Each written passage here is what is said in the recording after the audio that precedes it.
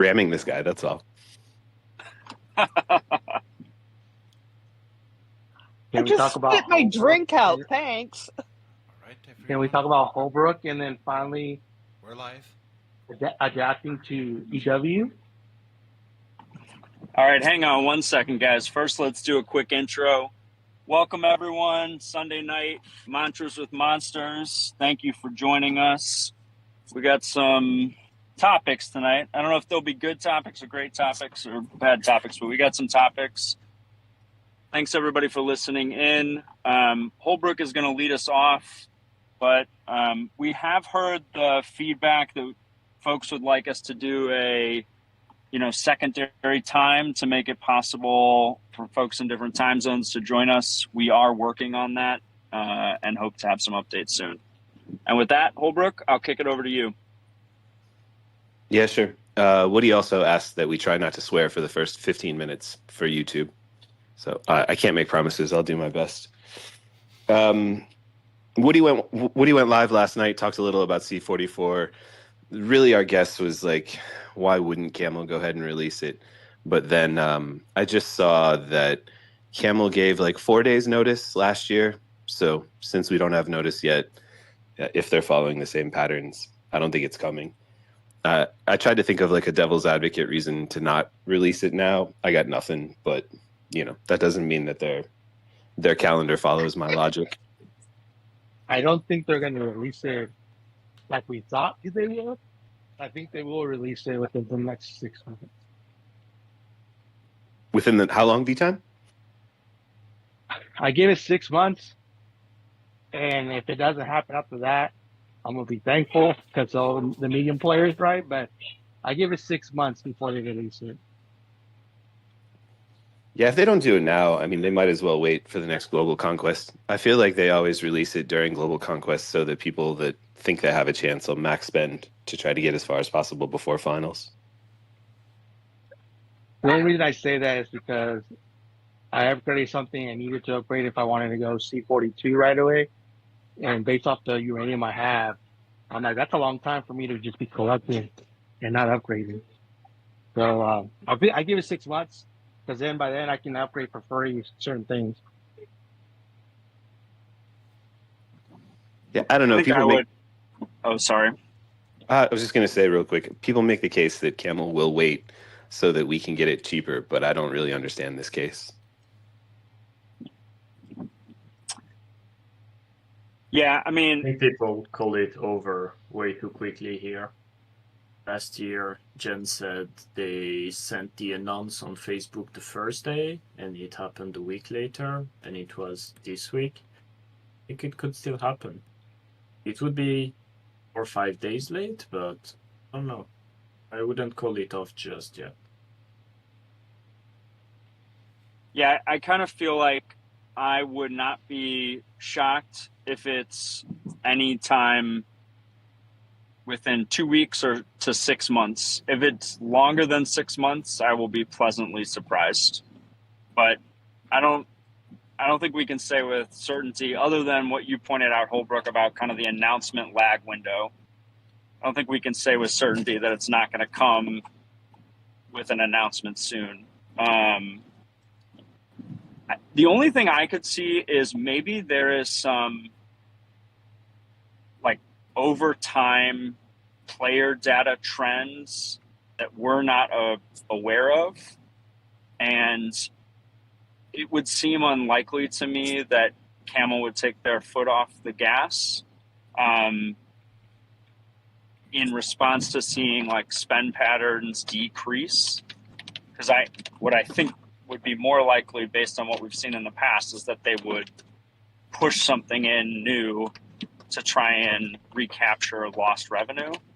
But, I know a lot of people have these conversations with VIPs and are trying to explain to the VIPs like the problems that are facing the game and kind of the general discontent among the community. Maybe that's having some impact, but that would kind of surprise me just based on past experiences where I don't feel like we've had much of any impact at all. I tend to not really worry about this stuff so much. We talk so much about balance, but balance is so complicated. I'm just looking at Global Conquest results from this weekend too, and 767 won again. That's a nation that I think really concentrated on trying to make everybody work together as a team and grow correctly. And I think we've talked about before, if you're in a nation with a whale that kills everything and your nation doesn't learn how to fight, that's a lot of fun while that whale keeps killing everything. But eventually, when that whale can't kill everything, then your nation is going to struggle. And so if they increase the gap again, and then there's some, I don't know, whatever, 1,300 nation where this guy's killing everything, I'm sure people will be annoyed in the moment, but there's a win-loss arc. And eventually, when that guy can't win everything on his own, that nation's in for trouble. So I don't worry about the balance as much.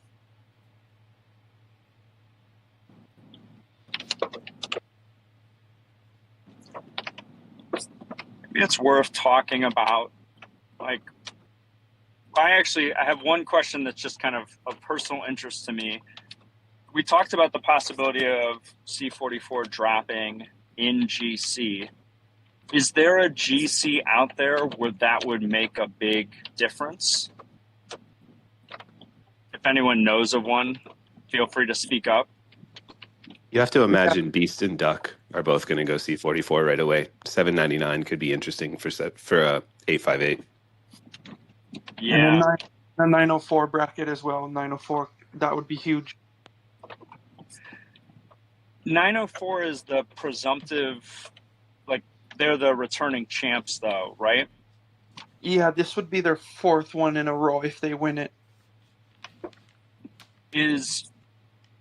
I don't want to topic sprawl too much, but is that GC going to be heavily contested? Like, what's the 900's perspective on that? I have some of my own thoughts, but I'm curious what you think, Bryce. Yeah, it's going to be interesting for sure because 910 is so last season 910 almost won, right? Their problem was they didn't send anybody in round one. But also people don't realize was one of their 41s was kind of, I don't know what you want to call it, but he didn't even show up at all and helped. And that's the city that Nabsy took over. So you're adding a completely different player to that city, and now that city's active, and they also recruited a bunch of other guys. So they're definitely they're going to be giving 904 a run for their money again. I don't know. I can't quite give you complete answer yet because, semifinals still hasn't happened. So there could be an upset somewhere in the semifinals because right now it's looking like 925, 910, 908, and 904. But you never know, right? Somebody could double team or triple team a nation in the semifinals and completely shock the bracket. So definitely a conversation we can have again after semifinals. But wait, well, what is C14? How are they going to help them win it though? I just don't see that. What was the question? I think V-Time's question was, how does C44 positively impact, like, help 904? Because 904 has like 3 mega whales that have unlimited wallets. Yeah, but we have numbers and good stats. It'll always overcome it. You got to understand up here, the numbers thing hasn't quite affected GC brackets yet because everyone is still single merged. I think when we get all our second merge up here, the numbers game will definitely be a bigger factor. But right now, where we're at, money and power is still winning everything.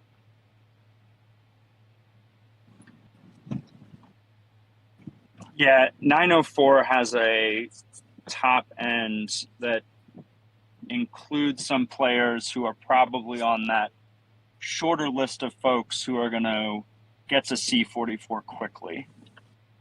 And so my personal feeling on, what could C44 do in GC, I think the newer the nations, the more likely it could swing something. I think to your point, Bryce, like, numbers is more of an issue down below. And I also think the teams that, you know, are going in looking for a repeat championship, I think those teams all have people who are prepared to go. And so I don't see it having as much of an impact in the older nations, but I was just curious, you know, I don't know all the GC brackets, so I was just curious.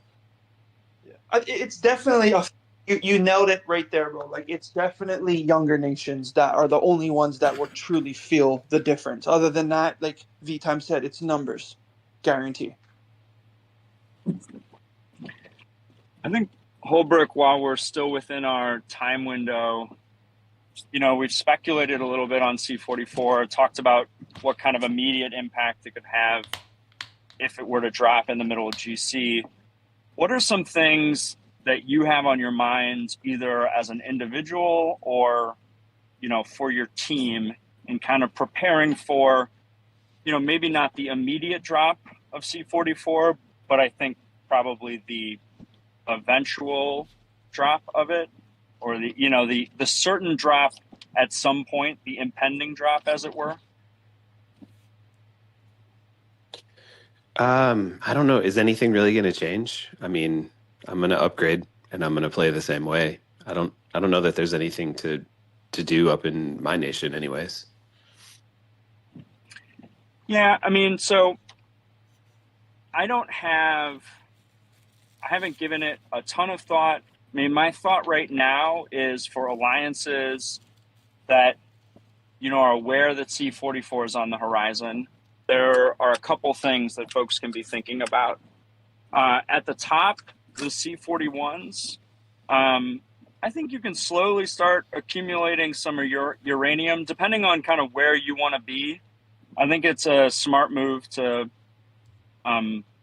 start diverting some of your budget, if possible, towards some of the most efficient uranium packs.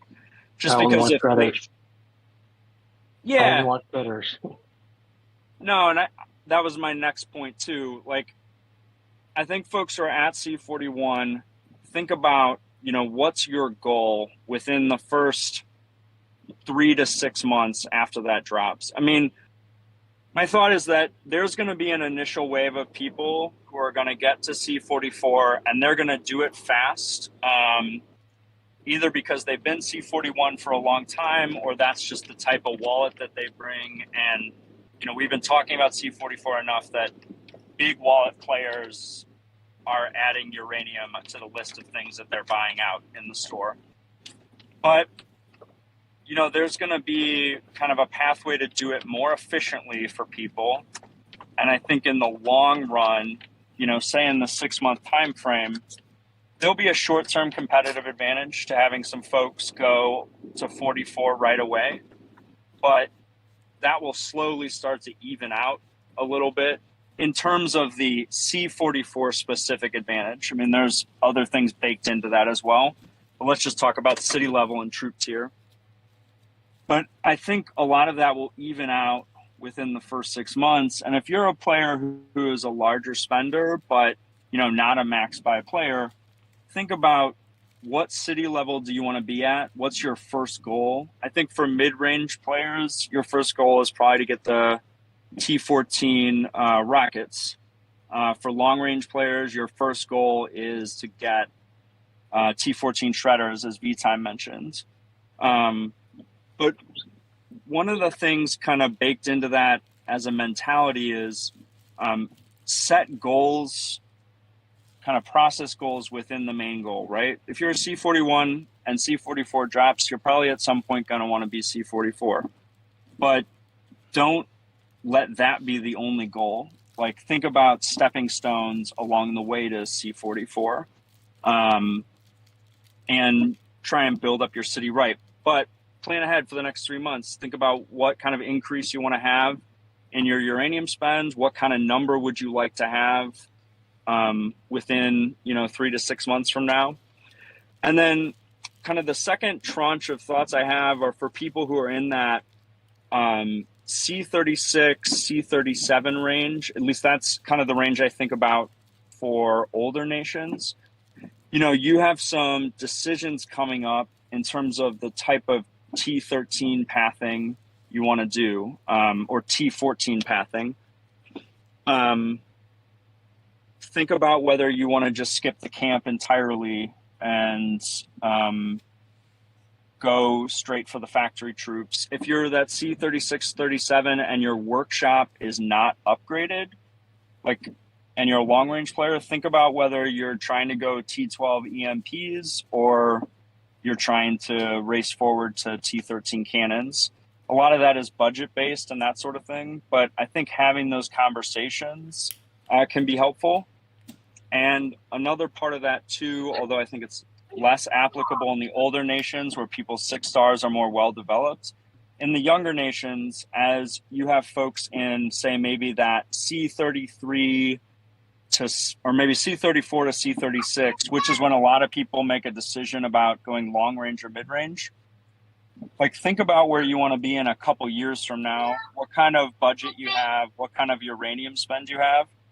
If you know that you're going to top out at a C37, 38, 39, 40, 41, something shy of C44 or C41, think about what are going to be the most valuable troops at those levels. You know, if C39 is realistically like where you're going to end up, maybe you want to think about whether you're going to be a T12 long range player or a T13 mid range player with gunners. You know, start having those conversations, because as every new city level comes out, it changes kind of the pathing models that make the most sense for different spending levels. That was way too long of a monologue. I apologize, but I had a lot of thoughts rolling around in my brain. No, I give think you short answers. It's going to benefit mid-rangers. 44 will benefit mid-rangers right from Jump Street. At 42, they'll get rockets. At 43, they'll get shredders. And they're not really going to go for, you know, heavy armors necessarily, unless they got the money for it. They don't necessarily need them. But obviously the gameplay will change, formations will change, so they might need them, but I doubt it. But it will be helpful for long range. And if you're gonna want to go, like you said, the older nations go to mid range, they need to start saving guilds to be able to swap all at once, because that's gonna take a long time. And when you take off long range, it's gonna take you all the way to 18, so you'll lose 2 skill levels to max out 20 for mid range if you're gonna switch out. But I think this next set of city levels will only benefit, well, not only, but it will benefit mid-range right from Jump Street. Those rockets are going to hurt for sure. Yeah, I mean, I think we all know that this is going to favor mid, at least from the troop level. But I would definitely echo what Big Bird said too. I feel like the way that he's laying it out is like, if you can get to T14 zombies and T14 shredders, then that's a great path, and maybe ignore camp and maybe even ignore workshop completely. But if you can't get there, if it's going to take a really long time, I think you can make a case for staying at a lower level and upgrading at least the workshop for sure, so that you can have a proper formation with EMPs and shielders. And I don't think this advice applies only to the 40s. I think if you can get to C37 and get the new zombies and the shredders, then great. But if you're going to take 2 years to get to C37, it might be better to get the workshop and stay at C35 and really get your stats going and work on your formation. You know, we talk a lot about upgrading cities and upgraded troop levels, but formation is half the game, I feel like. I mean, you can send a wrong formation and lose by 200 troops, and then send a real formation and win by 200. So having the proper troops available to you can be a big advantage. I just want to add something on we're just speculating, right? Which troops is going to come on which level, just because I don't want to say there's an actual pattern, right? Because no one knew that 41 was going to be the T13 zombies when it was T37 for the T12 zombies. I know we're just thinking, but we really don't know what Camel's going to do, right? They could throw a curveball and certain troops are released at a different level than we all thought. it kind of follows a pattern because the original Yeah. game went for 30 and then went to 35. But ever since then, it's kind of been pretty like accurate where the pattern stays the same. Like you get the EMPs or you get the rockets. Back when I was playing 21, you weren't seeing a lot of mid rangers, so that was a little bit different, right? Because then certain people started using mid rangers. But so far, like it's followed a pattern where the next camp is technically rocket snipers, and then from there it's what you say EMPs and cannons. So it is following a pattern from when I started. To be honest with you. The only thing we wouldn't be able to figure out is what level the zombies would be. Yeah, I mean, we're Yeah. totally speculating. We have no idea what it's going to cost uranium. You know, Woody thinks it's going to be, I don't remember what he said, 6 or 7. The chart that I've seen says 5.5, but we have no idea. Camel could be like, hold my beer, and it could be 10, you know? Or they could even To, a whole new resource. It's very possible. Yeah. To close the loop, so we are speculating about what level different troops will be released at. The basis for the speculation is if you analogize to C35, where you get T11 Havocs and T11 Shielders, to C41, where you get T13, then we think the troop levels at 42 are going to match 36, so T14 Camp. The troop levels at 43 are going to match C37, T14 Factory, and then 44 will match 38 for T14 Workshop. The question mark is the zombies. If it goes like C37, then people will get zombies at C43. But I think to Bryce's point, there is some speculation amongst some of us that they will force you to go to 44 to get T14 zombies. So just to explain that for those listening in. I have 2 closing thoughts on this. One is if I'm Camel, I'm trolling all of you, and I'm making snipers expensive, so everyone has to upgrade their camp. And my other thought is that everybody's not everybody's, I like hyperbole. A lot of second alliances are just going to become farms. They won't be able to attack the top alliance anymore.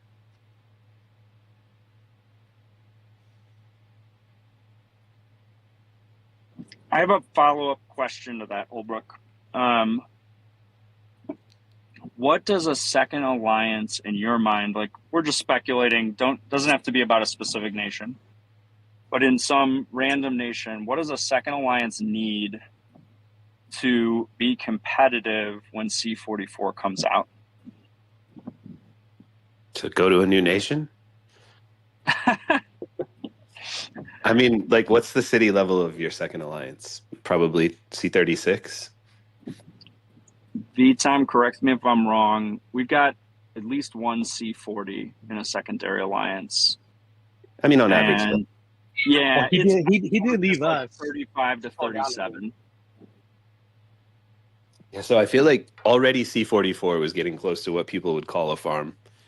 When 44 comes out, how can you argue that 35 isn't getting close to being a farm? And so, it's more than half of the cities in most people's second alliance can't compete. They're going to have to change the uranium structure. That's the only answer, right?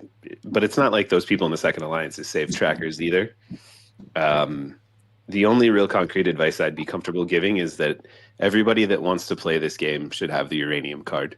And if you can't afford to buy it, then contact your whale and say, what can I do to earn a uranium card? I think the best advice for me to give a second alliance would be just focus on your stats. Don't worry about the city level, because there is a nation where I'm actually kind of impressed. They have a lot of C35s with a lot of good stats, and I'm like, oh, wasn't expecting that from that city. But obviously I'm still beating them. But for a city of that size, I'm just like, hey, whoever's helping these guys is doing a good job. I wonder if it'll get interesting for older nations. Like an older nation second alliance would just have time on their side, so they would have better stats in general. But we must be getting to a point where that's going to kind of flip. So, like, I don't know who, but some older 200 nation or something. If Beast and Duck are both C44, I can't imagine anybody doing much against them from a second alliance. Like, and that second alliance in an older world might not be used to that. Yeah, I think that's an interesting scenario. I mean, my thought. So we have. I mean, one of our event priorities is GC. So there's always there's a role for stronger second alliances in GC, and I think also too, if thinner nations start deciding that it's top one or nothing, like having a stronger second alliance with some caveats that I'll follow with could end up being a competitive advantage outside of GC. I think the caveats are they have to prove that they will not be a liability in KE for nations that are focused heavily on KE. And so what I think that means is you need to be self-policing and make sure you're not going over 5 fleets. And if you're looking to get action in Void, you got to make sure that anytime the enemy hits your city, they're coming away with 0 kills because your city's empty. I don't know. It'll be interesting too, as kind of a longer term trend, if everybody starts nuking their second alliances, the kill event advantages of having a stronger second teams, they might not be able to find targets in the other nation's secondary alliances if they've all been nerfed and been forced to go down to T4. I don't know. I mean, it'll be interesting to see. I think, though, it'll require second alliances that are disciplined about following the nation's rules. And whatever those nation rules might be, I think what's going to separate second alliances is going to be the discipline that they use in following the nation rules. I kind of feel like there should always be a place for folks who know their role, know their limits, and follow all the rules and aren't liabilities in any event. Just make your alliance a net positive for the nation. Figure out a way to do that as kind of a general piece of advice. So if they expand the alliance groupings to 150 persons, is there even a need for a second alliance? Not most places. Yeah, I think that's right. I mean, I would say we would still have a place for one, but we're 255 is still going to have a place for one, or 25 especially is going to have a place for one, because they've got some really strong. Their secondary alliances are very strong compared to even some of their other peer nations. They've got some real hitters in those second alliances. And I think sometimes, I think that if 150 does come out, though, and kind of arguing against myself, I think your goal has to be to try and fill that 150. And maybe, I don't actually have an answer to this, but Holbrook, what actually, I know what your advice is going to be. What would your advice be to someone who can't get 150 into an alliance? Oh, I don't know. I mean, most nations don't have that many active players.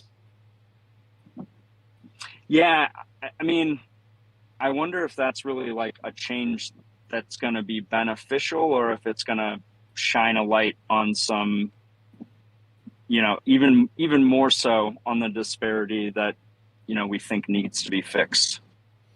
I mean, I felt really bad about not bringing enough people to events in 785 for a long time until I don't want to say who this is, but until one of the great nations told me, man, we can't even get 60 to come play. And so it's well, if they can't get 60, then, I shouldn't feel bad about 60. We focused a lot on participation, so obviously my story changes there. If we went to 150, I would love it. I would take 50 more players, and there's active players that want to come to 785. But I think for most nations, there's not 150 active players, especially when you get above like 1,100 or something like that. But I also think, I also think this is the direction of the game. Like the whole nation concept doesn't seem like it worked. The nation events don't seem like they have the same excitement. And so putting everybody into 150 alliance and running Polar, Wasteland, whatever, makes a lot of sense for me for the future of the game.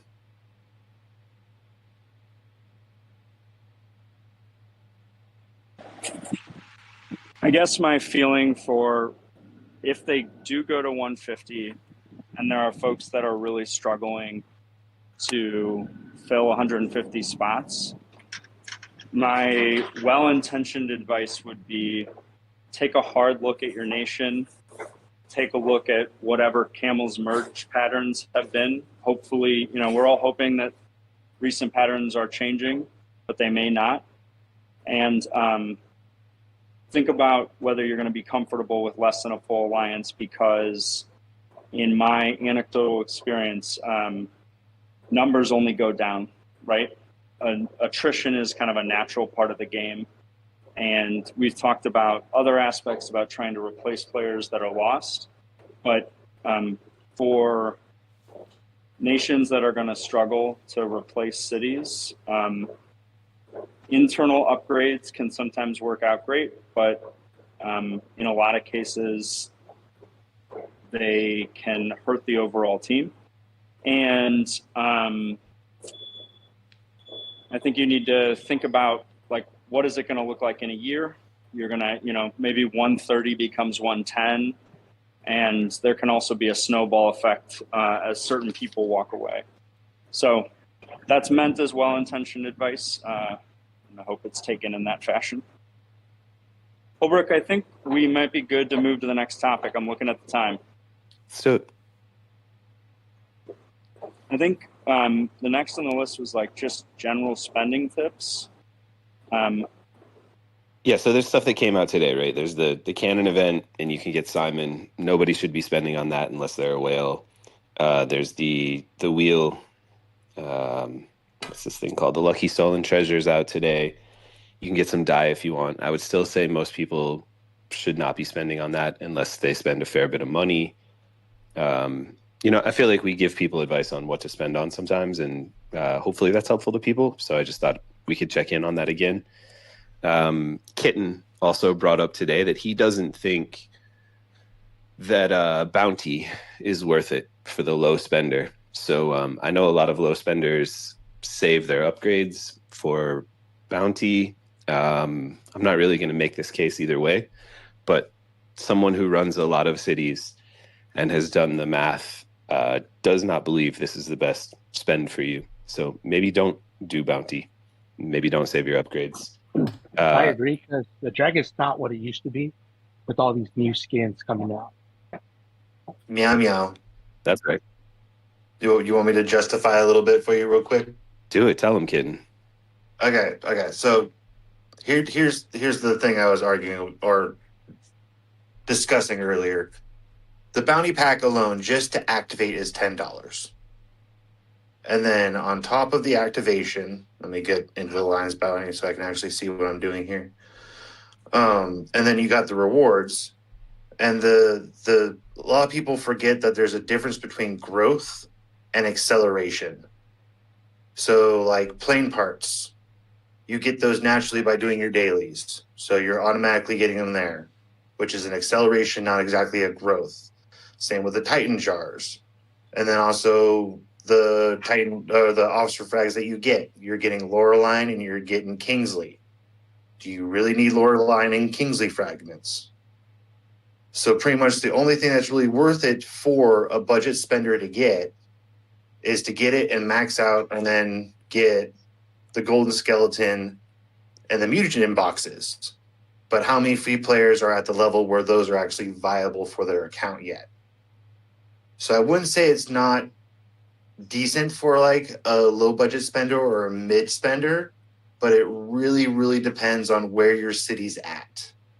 Because, you know, you're spending $10 there, you're spending maybe another $10, so you're spending $20.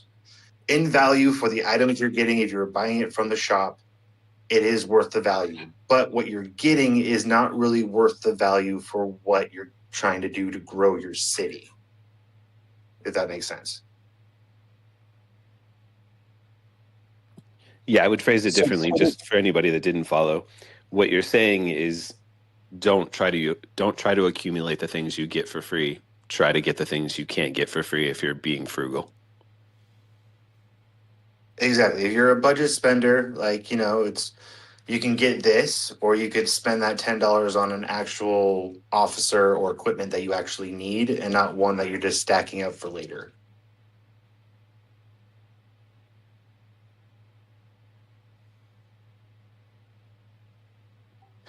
So I'll give my personal advice. I still think if you're a low mid spender, you should be buying drill master officer equipment.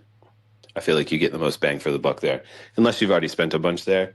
I think the warplane equipment is pretty decent at the low level. But that's where I would be spending right now.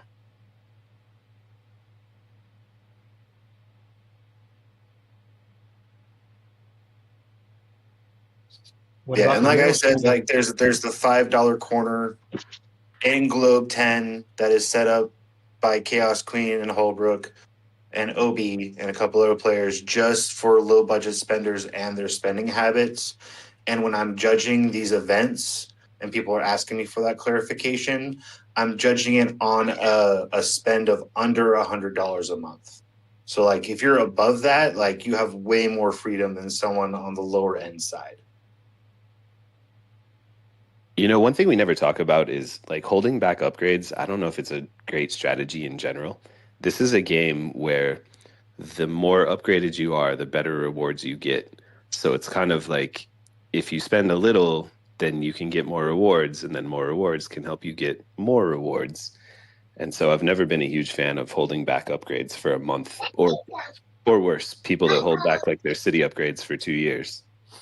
I don't know if that's the right strategy in this game. In fact, I don't think it is.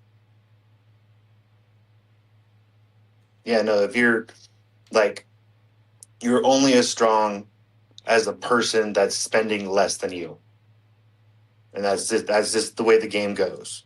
So like, you know, like it's not like you shouldn't do the bounty event, but you shouldn't be wasting all your stuff when there's other events where you can use like the marble event and a couple others where you can use your officer XP and your mutant gens to get better rewards in the long run, like the officer equipment and stuff like that, instead of trying to hunt down these Titan frags that you're probably not going to be using for a while.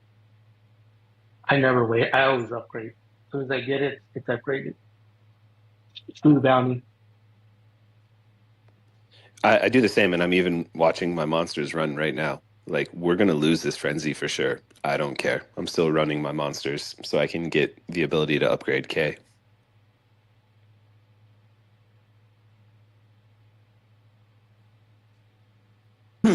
I guess there's more generic advice there, right?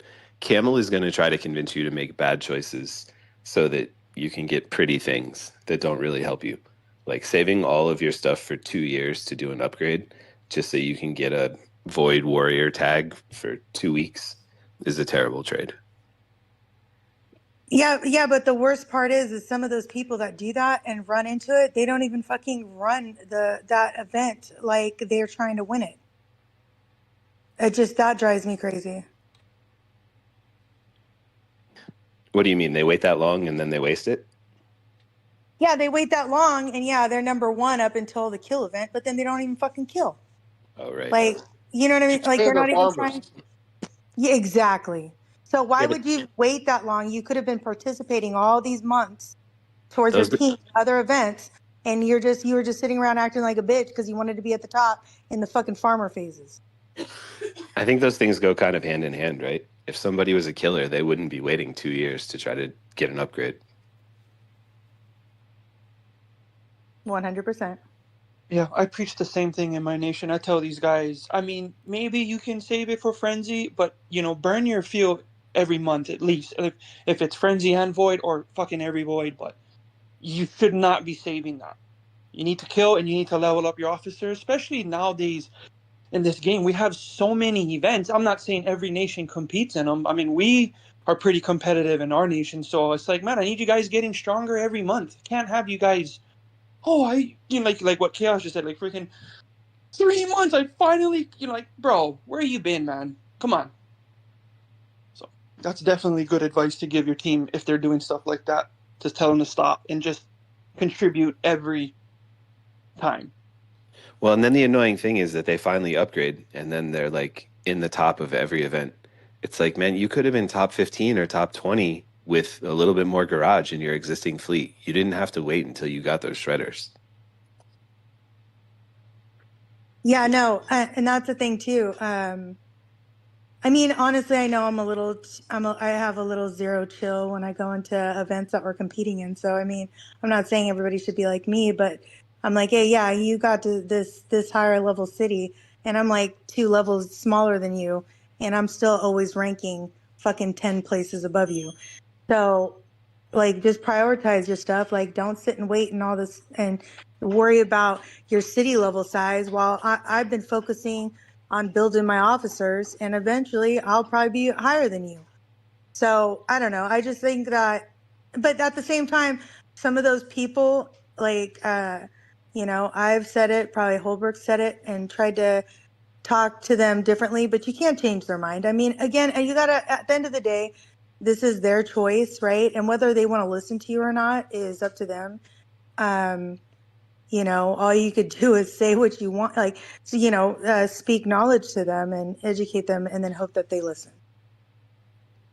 All of the stuff that's coming out though it's a nice shiny distraction, and Chaos Queen, since she came to 785, she just puts everything into officers, and her stats continue to grow faster than most other people.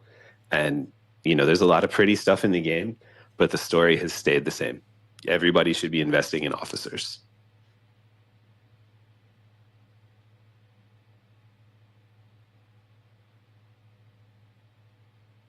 If you want me to help you set up your field, direct message me. I will help you.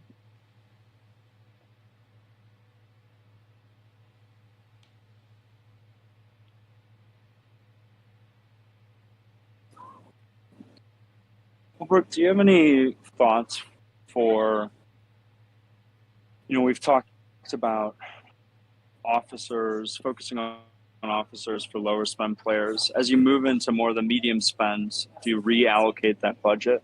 I'm curious your thoughts. I really still think it's all about officers. I mean, there's some really good upgrades with the warplane. Titans are nice, but I guess it depends on what event you want to play too. I don't know anyone doing this, but there is the kind of humorous idea of only playing Wasteland and Elite War, and so you only ever need one fleet, and so you could just do you could focus more on your Titans, because if you're always fighting with one fleet, your Titans are going to be more important. You can focus on one warplane because that's all you ever need. But if you expand out to Polar, you kind of need 3 planes, and your Titans are great, but your officers are in every battle. If you expand out to Global Conquest, again, Titans are probably what you want to be running with most of the time, but you're going to have 5 fleets out. So you need some type of balanced planes. And again, your officers are always there. So it doesn't change for me. I would only care about changing my allocation if I was in an alliance that played like Wasteland. I mean, I guess DoD, Triangle, Royal Arena are all single fleet. You can definitely play the game that way, and it's a good way to save money if you want to play the game that way. But we don't play GC aggressively. Well, I take that back. We don't play GC seriously, but we like to have fun and play GC aggressively. So I was happy to have my 5 purple or gold planes. We focus more on Polar, so I spend a little bit more on my 3 planes. So for like a heavy spender, maybe that's an option, but I would still, even as a medium heavy spender, I would still be focused on officers. I always have been. If like the entire time I've played this game, I've been focused on officers. So that's my bias, for better or worse.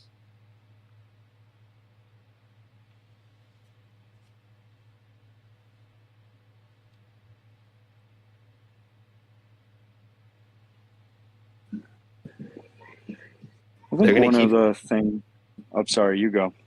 I was just going to say they're going to keep dropping them, right? So it's not like you can fall behind. There's going to be 4 more machinists, especially with the way that they've already set it up. There has to be at least 4 machinists if they're going to drop 2 more with mid-range attack. And just following what we've seen, we can assume 6, and we can assume officer equipment for all of them. So slowing down is not really reasonable.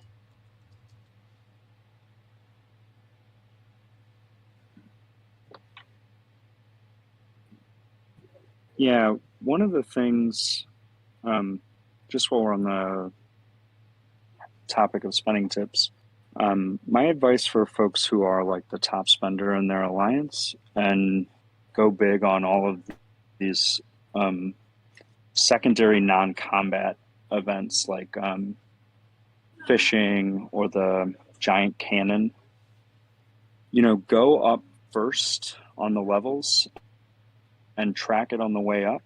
Figure out how much it costs to get to each kind of reward tier. Because although, not everybody likes discussing the money aspect of the game, knowing how much it's going to take you to get up to a specific level in advance will help you plan better. Maybe there's a secondary reward tier that will help you close something out. Then knowing how much it is to go up can kind of help you weigh that cost benefit for some of that stuff. I echo what you say, Holbrook, that kind of the primary reward in the giant cannon is officer skin price, which is not really worth going for. But so maybe giant cannon's a bad example. There are a lot of events where like you can get access to purple buildings that can give fleet increases and that sort of thing. And knowing how much it costs to go up to a specific level is super helpful in planning out things across multiple events. So if you're the top spender in your alliance, take the extra couple minutes to track the cost to each kind of reward tier so you can share out that information to the rest of your team. That would be my advice.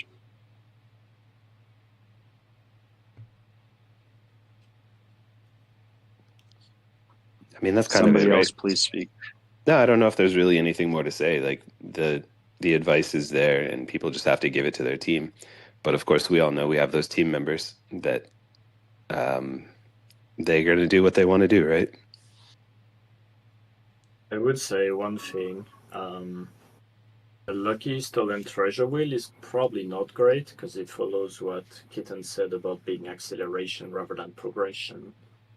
But in younger nation, the equipment and especially extension fragments you get from it is okay. It makes the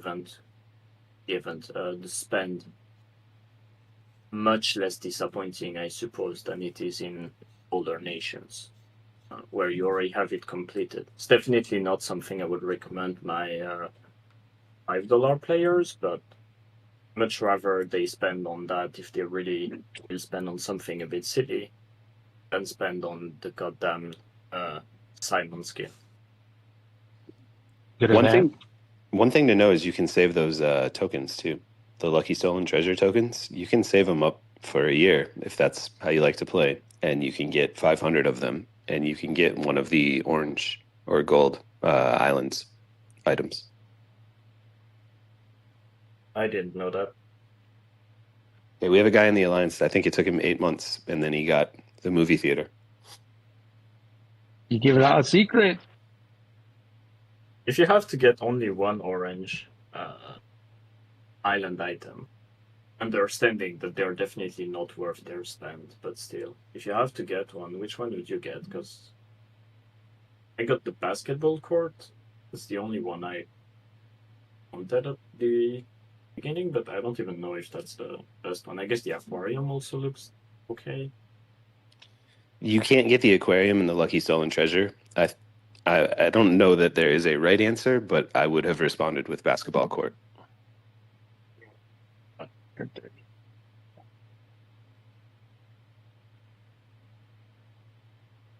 It's all about damage, man. I'm always looking for damage. So if you look at like Burger Joint, it's just giving you a little attack or whatever. It's less exciting to me. The damage on the basketball court seems like a good choice. Yeah, that was basically my thought at the time. But there's a couple that do things like ignore shields or ignore a percent of enemy troop defense, things like that. That seem like they could be okay effects. I mean, somebody check me on this because I could be wrong, but I feel like these are not exciting at all anymore. So like Water Park, 39% of defense. I mean, I don't even know, 1550 defense or something, taking 39%. It's not that exciting. Live House, negative 26 attack. Okay. Most people are sitting over 2,300 or whatever if they're whales. This 26% doesn't matter. I mean, this stuff is good for, I don't know, who is it good for? It's good for a player who would be fighting someone with lower stats, but then is someone that's fighting players with lower stats spending $500 for each one of these things? I don't know if these things are great for whales. I don't know that they're good for anyone else. Yeah, fair point. Yeah, I've preached before about this on lives. The only island pieces that you really should be getting is the ones from the events where you buy packs and you get them for free. Other than that, I get it, the island pieces that help with fleet size, but the island is a joke. Like, I have a guy right now in my nation who's beating a max city that has like a 40,000 island. Like, it's just... I feel like the island is almost close to more like a bragging rights thing than it is anything else. Like, no one ever worry about the Those island. Mega whales. Good evening, ladies and gentlemen. That's a whale item. That's all that is everything with the item with the islands, guys, is for people spending a fuck ton of money on this game. Like, not even the average spender should be spending money on island items and playing fucking anything to do with that. You really shouldn't be. And to go back to what you guys were saying earlier, officers. The answer to the question every time. You know? Yeah, man, I was going to quote you about skins also. You were talking about what it takes to be the strongest player in the game, and you have to have badges and skins and island. But if I was a mid-spender and I spent anything on island, it would only be those island items where you get fleet expansion, but only at level 6. Took the words right out of my mouth, my man. Took the words right out of my mouth. V-Time said it a moment ago. You know, it's yes. No island items should be. Mel from 621 used to be 357. She always hits me up and says, you know, you think the new island item is going to have fleet size? You know, something along those lines. She's the best, by the way. And but like, yes, these are the only things that the regular player should be looking for. Well, and to be fair, it takes a while for those island items to even really help you with fleet size, because a lot of these things you got to get to like level 6 and whatnot like that. Yeah, correct. You're right. You're right? 100% right. So you know, but over time, the free player can get that after 5, 6, 7 events. But those are, you know, even if you spend $5 or something along those lines, you know, you'll get a couple of shards, and you know, 5, 6 events later, you'll be able to acquire that item. You know, and those are items where, you know, the normal person or the free to play player, or you know, the person who spends a couple of dollars on an event, you know, should be focusing on the island. But again, go back to the point at hand, guys, ladies and gentlemen, fucking stop it. You know, you know, Holbrook said it great. You know, like the Camo loves to you know, bring you over here with the new shiny thing. You know, whether it's a fucking rainbow dragon or the dragon puppy that was just fucking released. You know, and God only knows. Like I'm currently looking at you know, this. I personally like the Canon event. Like, I like to play the event, but I can't bring myself to fucking spend money on it. You know, my Simon is maxed. My harbor ticket thing is maxed.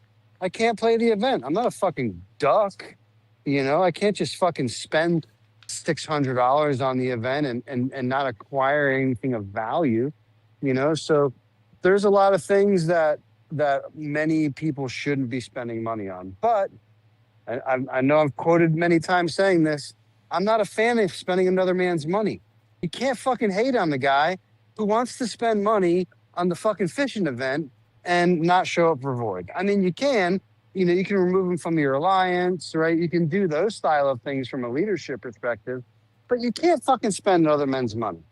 You can suggest, you can, offer all the guidance and lead the horse to water as much as you fucking want. But at the end of the day, you can't spend another man's money. Offer the suggestions, bring them around the right people. I just got invited into a group with fucking Bodizi and Tip the other day with Mental, right? Because those guys are chatting it up about fucking weirdo mid-range stuff. I don't know. But it was a cool group to be in, And but that's what it's about, is people who are trying to figure out the game, try to get to the next level, try and, get better in any way possible. So these are the minds you should be, picking things from, I guess, But at the end of the day, please, guys, if you're spending a little bit of money, spend it on some skill books, man. You can't go wrong with skill books. You just can't. You're going to get the XP from... You're going to get the XP mostly from killing monsters, right? Like V-Time said, use your gas every day. Burn it up every time you log in. You should be killing monsters. Can we give LG, sorry, let me interrupt you real quick just to say, can we give a shout out to auto kill? Everybody growing should have auto kill. If you can afford it, you should have auto kill. 100%. I mean, I think that it's going to be, that would be city level based. And that's like a, you should have it during this time in your life, you may not care anymore, but you get 200 mobility now, man. It's pretty strong for. Oh, such a game changer, bro. As Deadpool's the best, dude. That guy doesn't even hang around in our hive because of autofill, and he doesn't buy he doesn't buy XP because of monsters. There's no reason to. So yes, if you got auto kill, just saves you a few minutes, right? At the end of the day. So if you can be logged into the game, you're going to get the same result. I'd much rather you see people spend that $5, especially the super low spenders, on some Zeus frags or some shit. There's a lot of little events where you can spend $1 and get 5 Zeus frags or something stupid, But yes, auto kill for anybody spending $100 a month or more is awesome. I want to highlight something that LG has just said for folks who are leading their alliances and are the bigger spenders. There's an event out there. It's a charm event, LG, I'm pretty sure, where you can spend $1 and get a handful of Zeus frags. And that $1 is more efficient than buying packs for the daily packs. And so leaders, you guys need to be keyed in to places like this where, spending a couple dollars can get more efficient access to items like Zeus frags. There's I think it's Triangle War. In order to unlock the last set of Tifa's station or whatever it's called, it's $2.99, but in that last set you get some amount of equipment frags, and it's better than the value of the $2.99 daily pack for Titan Alloy. So leaders, find these small places where people can cut corners and share them out to your team. Make those folks aware every time it comes around. Shoot out a reminder. Sorry, LG, to hijack the conversation. No, man, those are the great tips that, because that's about, you pointed out what I just normally say, because yes, there's those little $1, $1, if you have chargeability in your country, whatever, $1, man, you get a handful of Zeus frags. I even think that the Alliance Bounty event, go buy a single daily pack for some speed, whatever, something stupid, or the $3 pack for, I don't know, skill books for conversation's sake, since we're talking about officers. You get all the little boxes, because the rest of your team is gonna, hopefully get you to the last tier, and for for the guys who don't spend a lot of money in our alliance anyway, or zero money, if they can, get something going and get that first pack bought, they can, again, receive all those, gift box rewards from, the bounty event, not the bounty events, but you know what I'm talking about. I don't know the Yeah. names of So these stupid things. So yeah, let me close the loop on that piece. So on the Alliance treasure hunt, there are rewards when your alliance as a whole hits a certain spend level or a certain point level, which is driven largely by the number of packs that you buy during the treasure hunt. And everybody who buys at least one pack can get access to all the packs that your alliance has earned.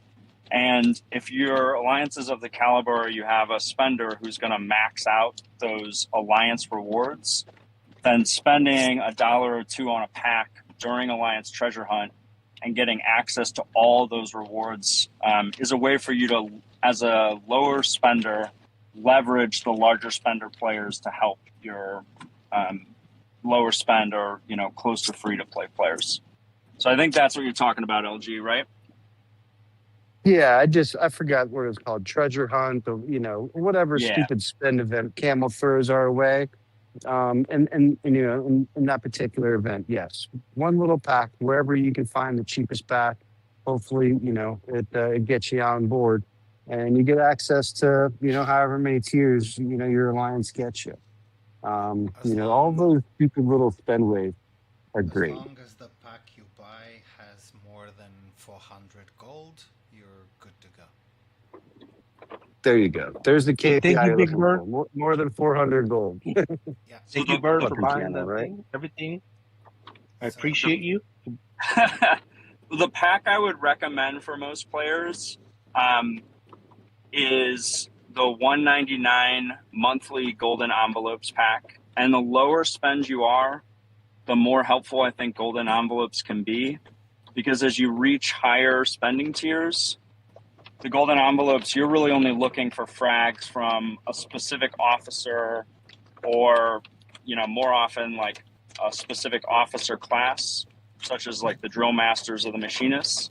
And you're getting a lot of, 8x gold frags for other officer types that you probably don't need anymore. But lower spend players who still have a lot of officers to get to, 4 stars for conversation's sake. Those golden envelopes are giving you opportunities to get officer fragments from a wide variety of the officers that you need. So that's the pack I would recommend. And Hokage, if they do a 199 pack, then it's 400 gold and they qualify. Is that right? Yes. Okay.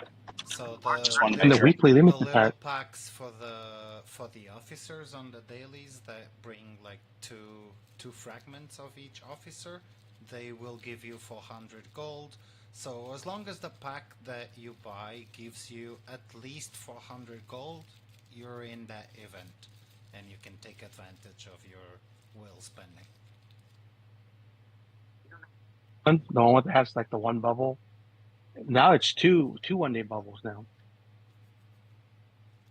1,000 This is the event we just had, right? Yeah, that's right. Yeah, correct. Somebody asked me to babysit their account while they're on a cruise, and I bought the cheapest Zeus pack, and it qualified that account. Yep. So I mean, 'Cause I think it's like $1.99. Yeah, 199 coins will get you the 400 gold. I mean, I know we're already over time, but one last thing I'd like to say about spending is if you are going to spend on your island and you are a mid spender and you want more troops, you have to remember what I learned from Big Bird. To get to level 6 is 13 frags. To get to level 12 is 52. There's a huge difference. That's hilarious. You learned that the hard way, right, Holbrook? Bro, it's so expensive on those $500 ones. Trust me, man.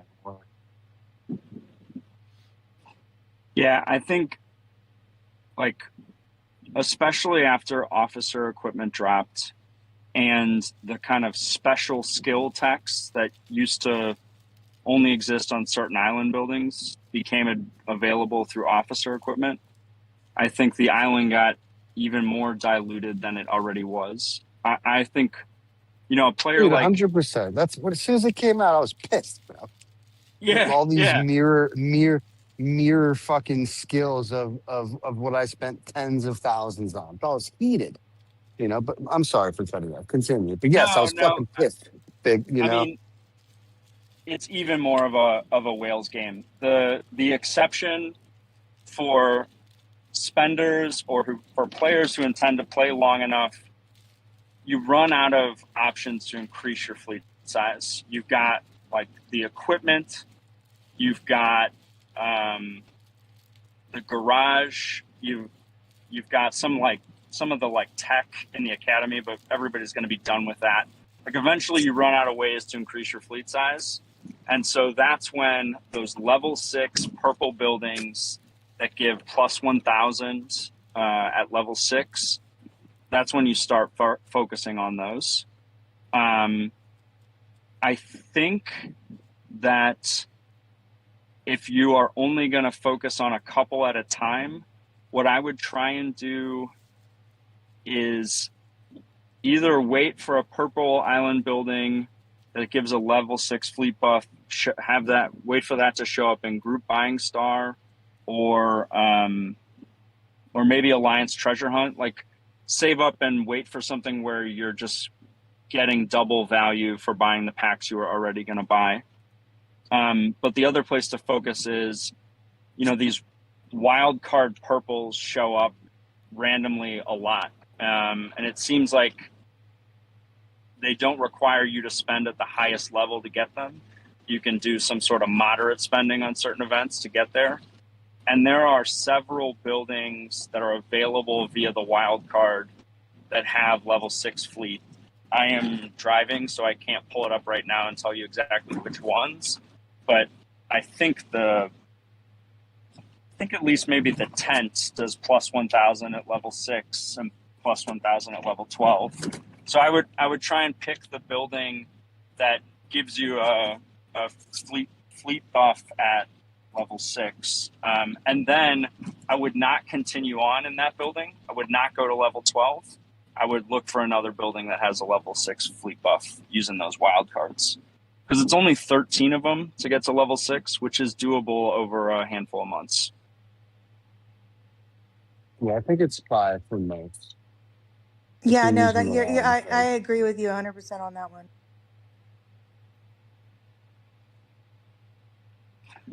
Albert, what was our next topic? Formations, or maybe it was testing in the uranium mine. I'm curious how you guys actually test in the uranium mine, if you test in the uranium mine. You already know how I do it. I told you.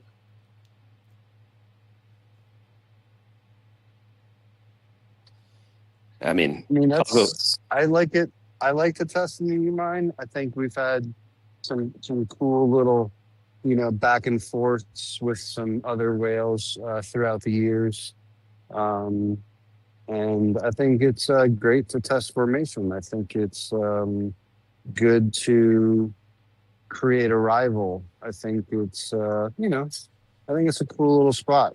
I enjoy the uranium mine. But the average player, could be using it for exactly that, testing grounds, formation, and obviously, getting the green shit. But, I think the majority of these players, at least in GFK anyway, utilize the uranium mine to see, their growth patterns and, how they're, going along to the next go. I think everybody has, for the most part, has somebody who fucking plunders them or kicks them or, whatever on a pretty consistent basis sometimes. And maybe it's a close battle and, maybe get a couple upgrades the next month and, you go after that guy a little bit and you get the W. I think those are all cool little scenarios where, people continue to stay motivated in the game. And the uranium mine is a daily thing for the most part outside of whatever Thursday, I think it is. But yeah, you should be in there getting your attacks in. I don't necessarily love the, you know, using all of your gold on attacks for the, you know, free players and, you know, very low spenders out there. I think it's like the first two or three after the free ones are like the ones you can do. I would have to confirm that with some smarter people than myself, but I know that the last two really aren't worth it unless you're getting some super good value on the green ship, you know? So in 785, people used to just attack someone weaker just to try to get the max uranium. But the first two attacks are free. But I feel like formations are so important that at this point, I would actually give the advice, find somebody that's close to you and then figure out how to beat them with formation. And if you win, you know, great, get your uranium. If you lose, share it and talk to the Alliance about it. So I've helped several people with their formations, and I'm not going to pretend that all of a sudden my entire Alliance fully understands formations, but we've had some really good conversations, and a lot of people have figured out how to put together better formations just from attacking people in the mines that are around the same strength. Yeah, I mean, that's like a daily thing in GFK for us. I mean, just going back to my little feud with Nori, I forget what nation number he's in, but, you know, him and I were going back and forth not long ago. And the first couple of times I went at the guy, I lost, you know, buffed up, you know, maybe I didn't have Aeon or whatever, but first couple of times I went after him, I lost. And I watched the reports. I didn't say anything. And, you know, at first glance, I didn't have the answer. So I shared it, you know, and I believe it was Nosmo. He told me what was, because something was killing my Titan, like immediately. Like my female Titan went from like 100% to 40%, like within 6 seconds or something crazy. And the long and short of it is the, you know, couple of back and forths and, you know, Nismo and I was like, all right, so what's the counter? Like, how do I make it not do that? He was like, oh, well, why don't you just add some axes and, you know, blah, blah, blah, blah. They just have to outlast this item. And, you know, the zombies won't slap him, you know, the Titan. So, and I changed my fleet and immediately went in there and slapped up Mr. Nori. So, yeah, there's such a great value in your team. You know, like I know I talk about it all the time. I know Holbrook talks about it. There's such a great value in your team. Utilize it. You don't know everything. You can learn something. You know, take advantage of it. So it's a great spot. Formation is such a huge deal, though. I mean, I feel like people really don't understand how important formation is. Somebody with worse stats can absolutely beat somebody with better stats by using a better formation. Oh, 1,000%, dude. 1,000%. I think the idea, like, for me, if I had to say, like, what the ideal is, right? You find somebody who's a friendly in another nation, who's close to you, has the same growth rate as you, and you know, strike up a conversation in Discord and agree to, like, tag each other back and forth, right? And ideally, that person is also a little bit stronger than you. There's two things that come out of that, both of which Holbrook and LG talked about. You get to get the benefit of, like, when you have an upgrade, you get to kind of see the difference right away because you've been going against somebody who's around the same strength as you. And you're cutting out the noise of variability across players. And then by finding someone who's close to you, you're making it so the defining difference is going to be formation. If somebody has much stronger Titans than you or much stronger warplane or whatever, you know, there's a limit to kind of the range of players that you can take in a battle punching up. And so you want to try and find someone who's close enough to you that the thing that's really going to matter is formation. And then when you're... Go ahead, continue. I'm ready to see if I can find the screenshot. Yeah, one more thing. And then I think the point about sharing it and having the conversation, like even for a player like LG, it's beneficial for him to have other viewpoints looking at it, other sets of eyes to see things that maybe he missed. Not poking at ULG, but there's also value in for the entire alliance in even the top players having those conversations. And so it's better to do that stuff out in the open in front of people. It sparks more conversation in alliance chat, and also it, lets people feel more comfortable about sharing their wins and their losses and getting input from more experienced players. I mean, I think the one thing that I would add to all of that is, don't be embarrassed to share your wins and your losses. Like, your alliance is your safe space. That's your family. Like, they've got your back. You don't ever have to be embarrassed in front of family. It's fun to give each other shit, but if somebody comes asking me with a real question and they want like a real answer, I'm not going to give them shit about anything. I'm going to try and break it down with them and help them. And I have another thought too, but I'll wait since I've been talking for a bit. Well, in 785 anyways, we have several people that have, I feel like most people have a nemesis in the uranium mines. And people will get excited when they're close. And they'll be like, look, I almost had him. And those are the ones that I actually watch the closest. And then I tell them how to switch up their fleet. And then they win. And everybody feels great about it. Everybody learns something. And I'll just add, like, literally yesterday, I sent 5 attacks against Beast, I think. And I lost every single one. And I don't know, maybe somebody else would be upset that they lost every single one. But now I feel like, well, I didn't used to lose, and now I'm losing. So now I have something to learn. You have to treat it like that. It doesn't matter if you lose in the uranium mine. You want to get your fleet to be stronger. Yeah, it's such a place for you to learn. I think that 1v1 is a much different area than, say, a group attack formation. And these are conversations maybe we can have another day.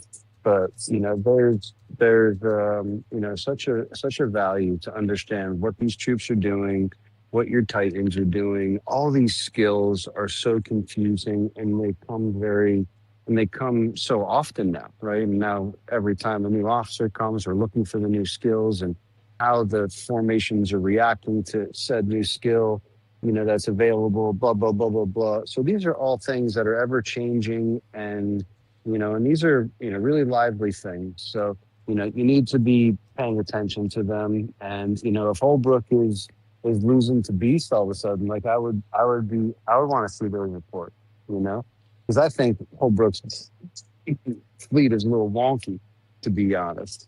And I've been poking at him for a few months. So like these are things like, where I think, we can probably tweak it a little bit. I don't know what the hell he did to all of a sudden beat you 5 times in a row. But here and there, I love those things, as a player, and I think Holbrook even said it, he was there a moment ago without saying it, now he gets to look forward to how to make some tweaks, do a little bit of this, do a little bit of that, and, hopefully come out with a W the next time he goes up at him, however that looks. But I'll tell you, man, formation is the reason why a majority of 1v1s are won. That's for sure. If you're going. Sorry, real quick, I'll just tell you, someone reached out to me about my wonky fleet, and V-Time and I don't want to put anybody else's business out there. We're all talking. And the annoying thing is they said, I run my regular thing, and then I ran your fleet, and I did better, and I can't figure out why. And we're all annoyed because none of us know why, but it's not just me. I think it's got a lot to do with, again, and I don't think it's doing as good with K or this new is that the name of this new officer? K, right? This little man boy. K. Yeah. So K, I think is actually, I'm wanting to actually change my fleet. I don't think it's doing as well. And, so like these are, I think that little robot arm is knocking off some like filler, and like maybe it's not supposed to be, or stupid things like that I feel like are happening, and the fleet is collapsing a lot faster. I don't really have any great whales right now in my minds to really be testing, and everybody that is in my minds right now I'm kind of friends with, so I tend to stay away from people that I'm friends with. But the long and short of it is yeah, it's such a I love my fleet right now, and everybody should be using it who's similar stats to me, you know. And if you have max Titans and Warplane and things like that, I think that it's a pretty decent fleet there. You know, I don't think the high perception is plenty of reports out there for somebody to share it somewhere somehow. I'm not going to do it. I'm at the fair right now with the family. My wife's about to do that Sky Coaster thing. She's a psychopath with my kid. Good luck to them. Why don't we talk about like you guys are talking about tweaks without going into, I mean, it's so context dependent what you're going to tweak, but let's talk about some general types of things that you will consider. So people who are trying to get good testing data out of the uranium mine, like what are the kind of tweaks that you first and foremost for me, right? Like I'm looking at what that stupid lightning does, right? That Titan lightning that comes from the mail kind of zips around anywhere between 3 and 5 people, or you know, depending on how advanced you have it, you know, skill wise. But you know, that thing triggers a lot of different things, and I'm not one of the nerds who knows all the things it triggers. But I know that you don't want your fucking filler to be dead before that motherfucker comes out. Like I know that much, and you know, so you need, and I think any player, you know, especially in your U mines and on a 1v1 basis, I don't think anybody, you know, wants to have their filler collapsing before that Titan lightning comes out. Then you're typically giving up kill 2, kill 3. You know, these are other skills that you just don't want applied to yourself, you know, without certain things available. It just triggers all these crazy things. So I think that, you know, one of the best things that I teach my alliance anyway is to make sure that your filler troops, whatever those are, however many you're using, make sure they survive that first Titan blast. And so long as they can survive that first Titan blast, like people still using 1 as filler, fucking blows my mind. And Ronaldo still does that shit, by the way. Fucking idiot. You know, and like, so like if you're running 1 filler, you got to stop, you know, it's like that shit ain't lasting nothing. The moment the battle starts, the shit's gone, you know, and it's a pointless waste of a troop. You know, you might as well put it elsewhere or not do it at all, you know? So yeah, the Titan Lightning is definitely the first thing. And it's such an easy, you know, optical for everybody to see. You can see where it's touching. You can slow down, you know, you can, I don't know people out there, but, you know, I'm one of those sickos who will screen record the battle report so I can slow it down. And, you know, I can see exactly what's going on and, you know, what's triggering what's hitting what. And, you know, I can kind of break it down. So that's one of maybe the tips and tricks that I do personally when I'm trying to figure out somebody's formation or exactly what the new skill is doing, you know, with a new officer or any officer for that matter. Excuse me. I'll screen record it and you know, be able to slow it down myself. So a couple, you know, whatever little tips there. But that Titan Lightning is definitely something that triggers a lot of the biggest skills in the game. Again, I don't know the names of them off the top of my head, but maybe Big Bro or somebody can drop a couple of those fun facts. But those are some of the things that I think are super easy and you know, a great teach just about it. You're talking about Thor, and I think you're also highlighting something that most alliances lack, which is someone going behind and looking through the reports and then reaching out to players individually and saying, I need you to look at your male Titan. I need you to look at the second equipment. Okay, that's called Thor. I need you to go ahead and read what it does. Okay, now I need you to watch your battle. You see where it says kill anything? If it says kill anything, you fucked up. Use more filler or don't use filler. There you go. And that's what, sorry, I just hit the pen. Fucking there you go. And that's why Mr. Holbrook gets paid the big bucks. Perfect. And that's why, you know? So yes, agree. 100% I mean, agree. This is what people don't understand about playing in nations where people are putting in the work to be the best. is it's insane. It's not just buy packs. It's you got to literally watch battles and talk to people individually. You can send an alliance message. It's like, don't use 111. It doesn't work anymore. And then they go do it in the uranium mines and they tell you that you're wrong. So you have to reach out to them Let me individually. tell you, and some of my R4s from pre-second merger can tell you that it took us probably a good 18 months to get everybody to do certain things fleet formation wise in like a war. It was very difficult, very, very time consuming. Sure shit didn't happen with, a group message, if you will. It was, leaders checking fleet formations, in the first few minutes before the war actually starts, checking these formations and, seeing what's there and making sure people are actually using front line. I mean, people were still adding 1,000 tanks like a few months ago. It's like, bro, if you're gonna put 1,000 tanks in there, please, like, just don't even fucking show up. Like I'd rather you just get the fuck out of here, as a matter of fact. But they won't change it until you fucking DM them. But the moment you DM them, dude, it's done and it's never an issue again. I'm still a firm believer that people don't read messages. This is a different conversation for a different night, I'm sure. People don't read messages. They do what they want to do. But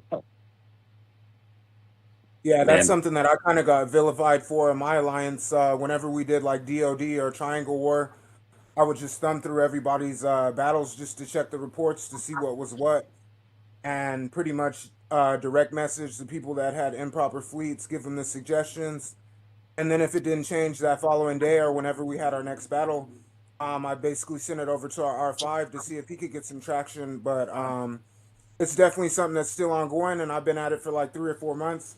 But you're right, it's never going to change in a direct message, and I hate to be that guy to hound people, but I'm just trying to help everybody get better. it's tough. It's crazy. You have to remember, people aren't ready to listen until you're already tired of saying it. So you just got to keep hitting them over and over. Like, yo, this doesn't work. This doesn't work anymore. I understand why you used to like it. It doesn't work anymore. yeah, I think that these are, going back to the numerous other podcasts we've had. It's communication. It's everybody being on the same page and of like minds. People should want to get better and do these things. And if they're not, they're probably becoming stagnant, and they're probably one of the people that you're having problems getting to change their fleet formation or whatever the case might be. Maybe they're on the way out the door otherwise. Lee got, I feel like this is relevant to formation conversation. If they went up to 150 alliance, do you have 50 people you can pull over from Mott that are as serious as you are? Yeah. I mean, we do for sure. I was online listening to you guys. I wasn't able to talk, but I was listening to the conversation. I mean, I don't love the 150. I personally kind of lean towards what Big Bird is saying. I think that will open up the fucking worms of there's not enough fucking people in this nation to put 150 together. I think that'll really open up the worms for the newer nations with like the bot farm issues. So I think that the 150 would be difficult, but yeah, I mean the top nations would be able to fill, man. You can reach out and look across at the GC winners across any globe. Any one of those winners would be able to fill, no problem. And there's a good handful of nations in grade 5 even that would be able to fill. But a majority of nations wouldn't be able to fill. 357 wouldn't be able to fill. I think a lot of nations would have a problem filling. Off the top of my head, I can think of a couple of 5 nations in grade 5, but they wouldn't fill. Because they have disagreements or whatever the case is. There's reasons. that there's already, these other alliances. If you have more than, let's say this, let's take this band-aid. If you have a super alliance, everybody works together, everybody does good thing, right? They're typically, like a 6-2-1 for conversations. They're super alliance for the most part. They have all the strongest cities, to the most part of their alliance. They're very competitive. They just see them, right? Now you look at other competitive nations out there, they're non-competitives. They're all kind of split up, right? Why are they split up? Why is there, 3 different nations? There's one of 2 reasons. I'll use 425 for instance. 425 is a GC nation, and we don't necessarily need to bring everybody together. I think it would do more harm than it would good if I were to pull all of the strongest from, say Mott and KSX. I would be leaving 75 active members with no real power to help them. So every single time they got into a battle with anything that we fight, they would lose, right? Like if 4 guys went up against 30 of those 70 players left over, dude, they're getting smoked. Those now 75 active members would likely quit 425 in the future. So, but if you look at like a nation like 415, where you have several big fat big fat alliances, but they're not competitive. Why is that? Why are they not competitive? That's why I think they're not together. They do whatever they want. They can't be together for whatever reason. So if you raise the cap to 150, it wouldn't bring GGA and BTB from 415 together. It wouldn't bring the 2 big alliances in 400, one and FTW. I think. It wouldn't bring those nations, those alliances together, raising the cap, because there's already fucking issues, or whatever, minds that don't work together. So that's whatever you want to call it. I feel like all of this is super interesting, right? Because you either rob your second alliance of their power, and then with C44 out, can they even attack anymore? Or you leave your power in there. And then you leave yourself in like a position that everybody talks shit about 567 about. Only their strongest fight or some dumb shit like that, right? Like you leave yourself into that position, which is horrible, I think. But if you leave your second alliance the way it is, and then you got to bring in 50 people that have lower stats, then stat averaging is complicated too. Dude, you want to talk about stat averaging, bro? I was in Elite War today with he tried to come at me 1v1 today, and I was smoking him, dude. I felt bad. Like I was gonna try and scream record it real quick. I mean, Deadpool. But anywho, he tries to split us, and there's like 4 of my members that probably and I joined just to kind of, whatever, keep him riled up while the members kind of attack his base. Bro, those 4 members dragged me down so much that Ronaldo almost won that battle. When I clearly just monkey womped him 1v1 over here. But now I have 4 more members, there's 5 of us in this battle, all with much lower stats than mine, right? These are like C36 style players, C37. And Ronaldo almost won that battle with like another 2 million troops in there. The shit was crazy. And I was just, the whole time I'm watching the bar kind of go, kind of in his favor. I'm over here like, it's fucking stuff. Oh, shit. It's like aggravating. And because of that, I literally said to my line, just attack the enemy base. Like, I'm not going to sit here and let this guy take up some items about us. Just attack the base. But yeah, stat averaging is huge. Yeah, it's definitely a thing, guys. Definitely a fucking thing. Yeah, I feel like that goes with the formation discussion. I mean, the most basic advice is if you're long range, only send long range or long range in front. Same for mid. If you're mid, only send mid or front. It's crazy how many people don't do that. But we had a Elite Wars against Beast Junior today, and I had kind of similar results of like, man, I'll fight on my own and just do incredible damage, and then I'll fight with 3 other people and then get smoked. Like I could beat Beast Junior on my own, 1v1, and then I fight with 3 other people and lose. It feels like it doesn't make sense. And that's why whales like Ronaldo and Treehouse fight only themselves, because they just chain hit over and over. You know, they have 40 million gold, these type players, right? They can't get rid of that gold anytime soon. So that's why they chain hit over and over, because, you know, because maybe they won't win on the first one, but they're going to hit them. They're going to win on the second one. Yeah, it sucks though to imagine that this game is optimized for telling almost everyone to not play. That doesn't even make sense. It shouldn't be, right? It's not, you know, and that's why I don't think the 150 thing is going to be a thing. I don't think that's going to change anytime soon, you know. And nobody, in my opinion, you know, unless you're just, you know, like I protect 567 again. I say this all the time. Like, I love that nation. I got a bunch of good friends in there, and you know, they're one of my favorite nations. You know, above 425. But those guys are protecting like a 97% win rate. You know, so you can't hate on anything that they're doing. Like, you literally just can't hate on anything that they're protecting, like a 96, 97% win rate in all in you know, in phase 5 or whatever, in kill events and fucking Void and Frenzy. That's what they're protecting. So nobody can really talk shit about them until they can get close to that, you know, in my opinion. So do what you do what you may, but I'm not one of those guys that would want to, you know, win a war like that, right? I'm one of those guys that would, you know, 567 beats 425, right? Like, if we go up against them in a Void War or Frenzy, like, they beat us. They beat us in those style of events, you know? And it's probably a lot to do with my other alliances fighting, you know?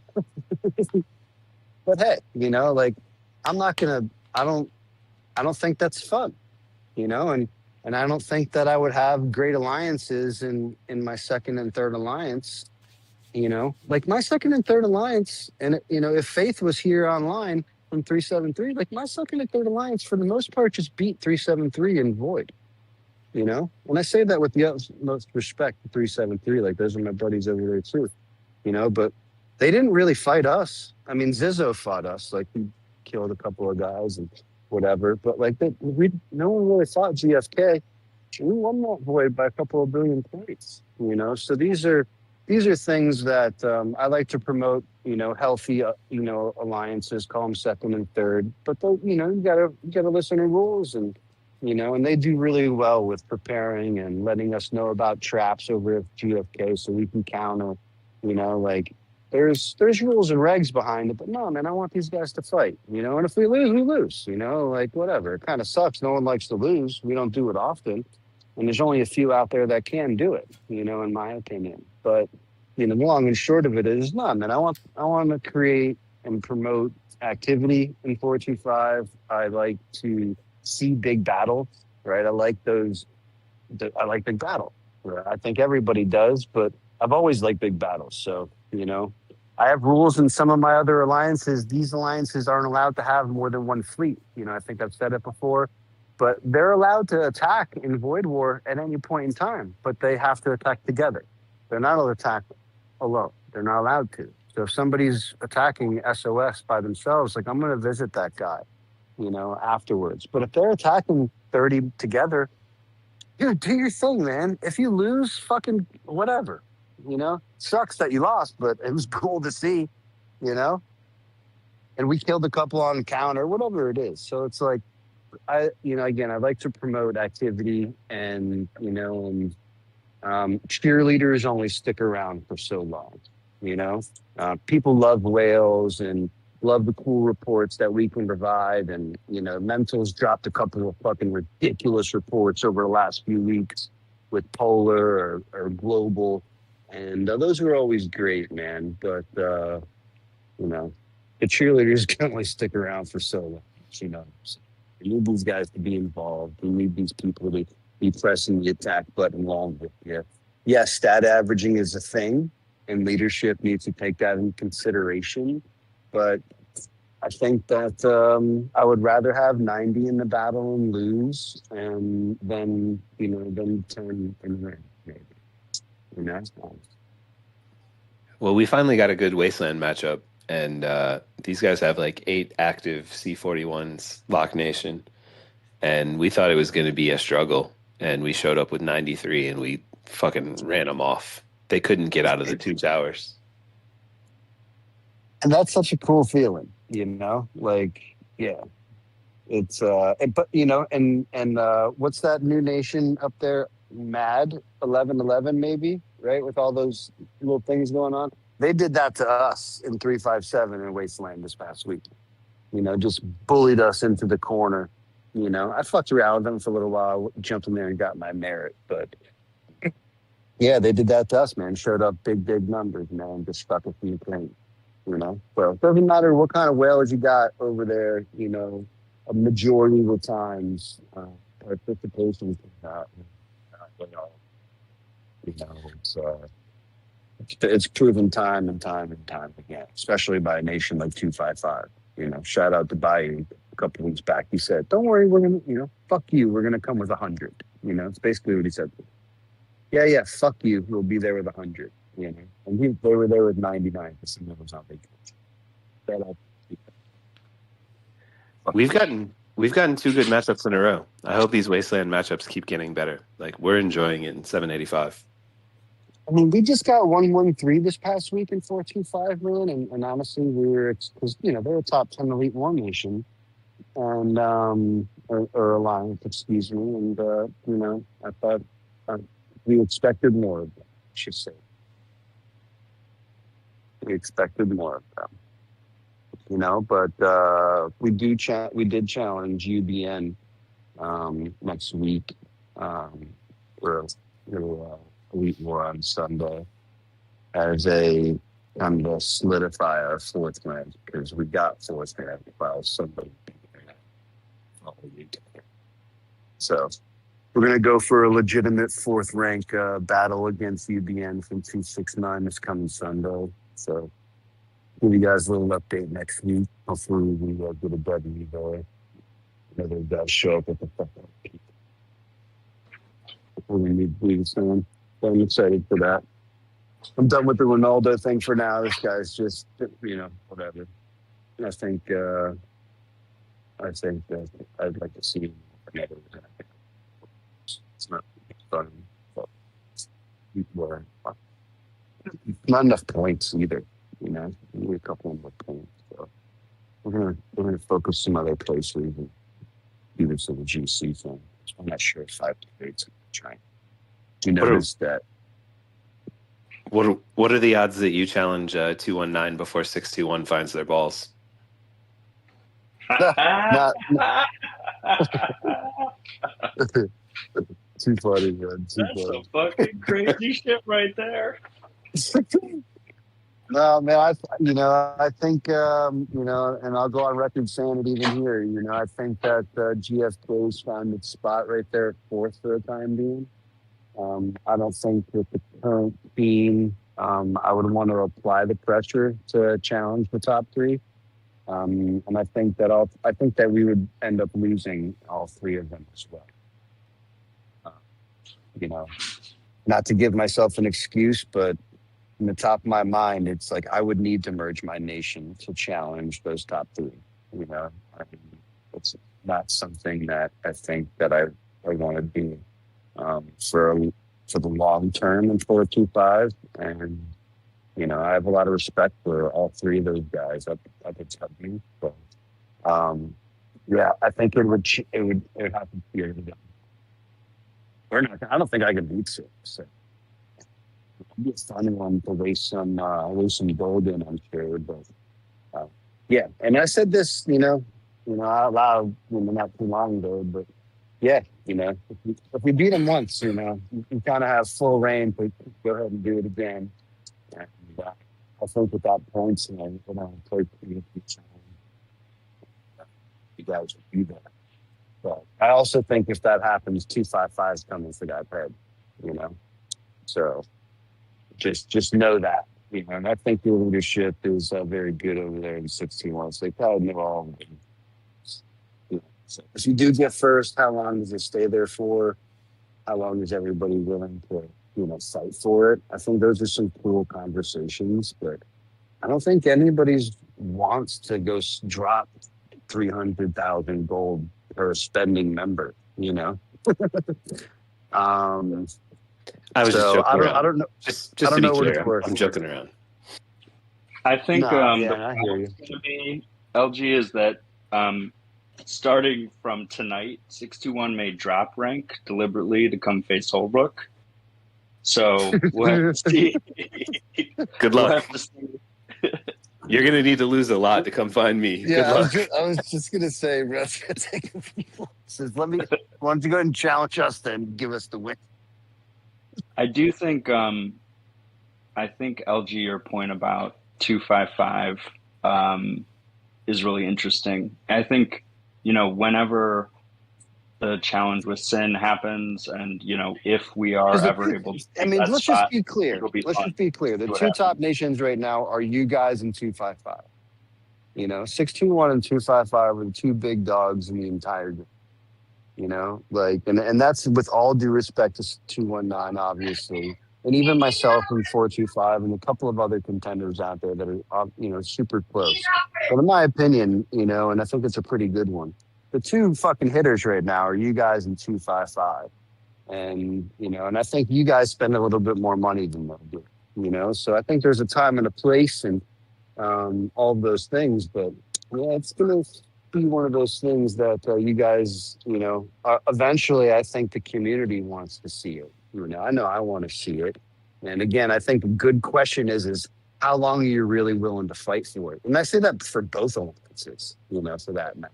I think Baby would probably say, nah, it's not worth it to fight that.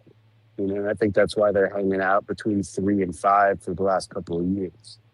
Obviously there's a relationship with Sin and leadership of 255 as well, but I think it's also because Elite War can be there, right? Like, what did that Elite War cost you? If you don't mind me asking, Big Bird. Then you guys went up against, Yeah, hundreds of thousands of gold.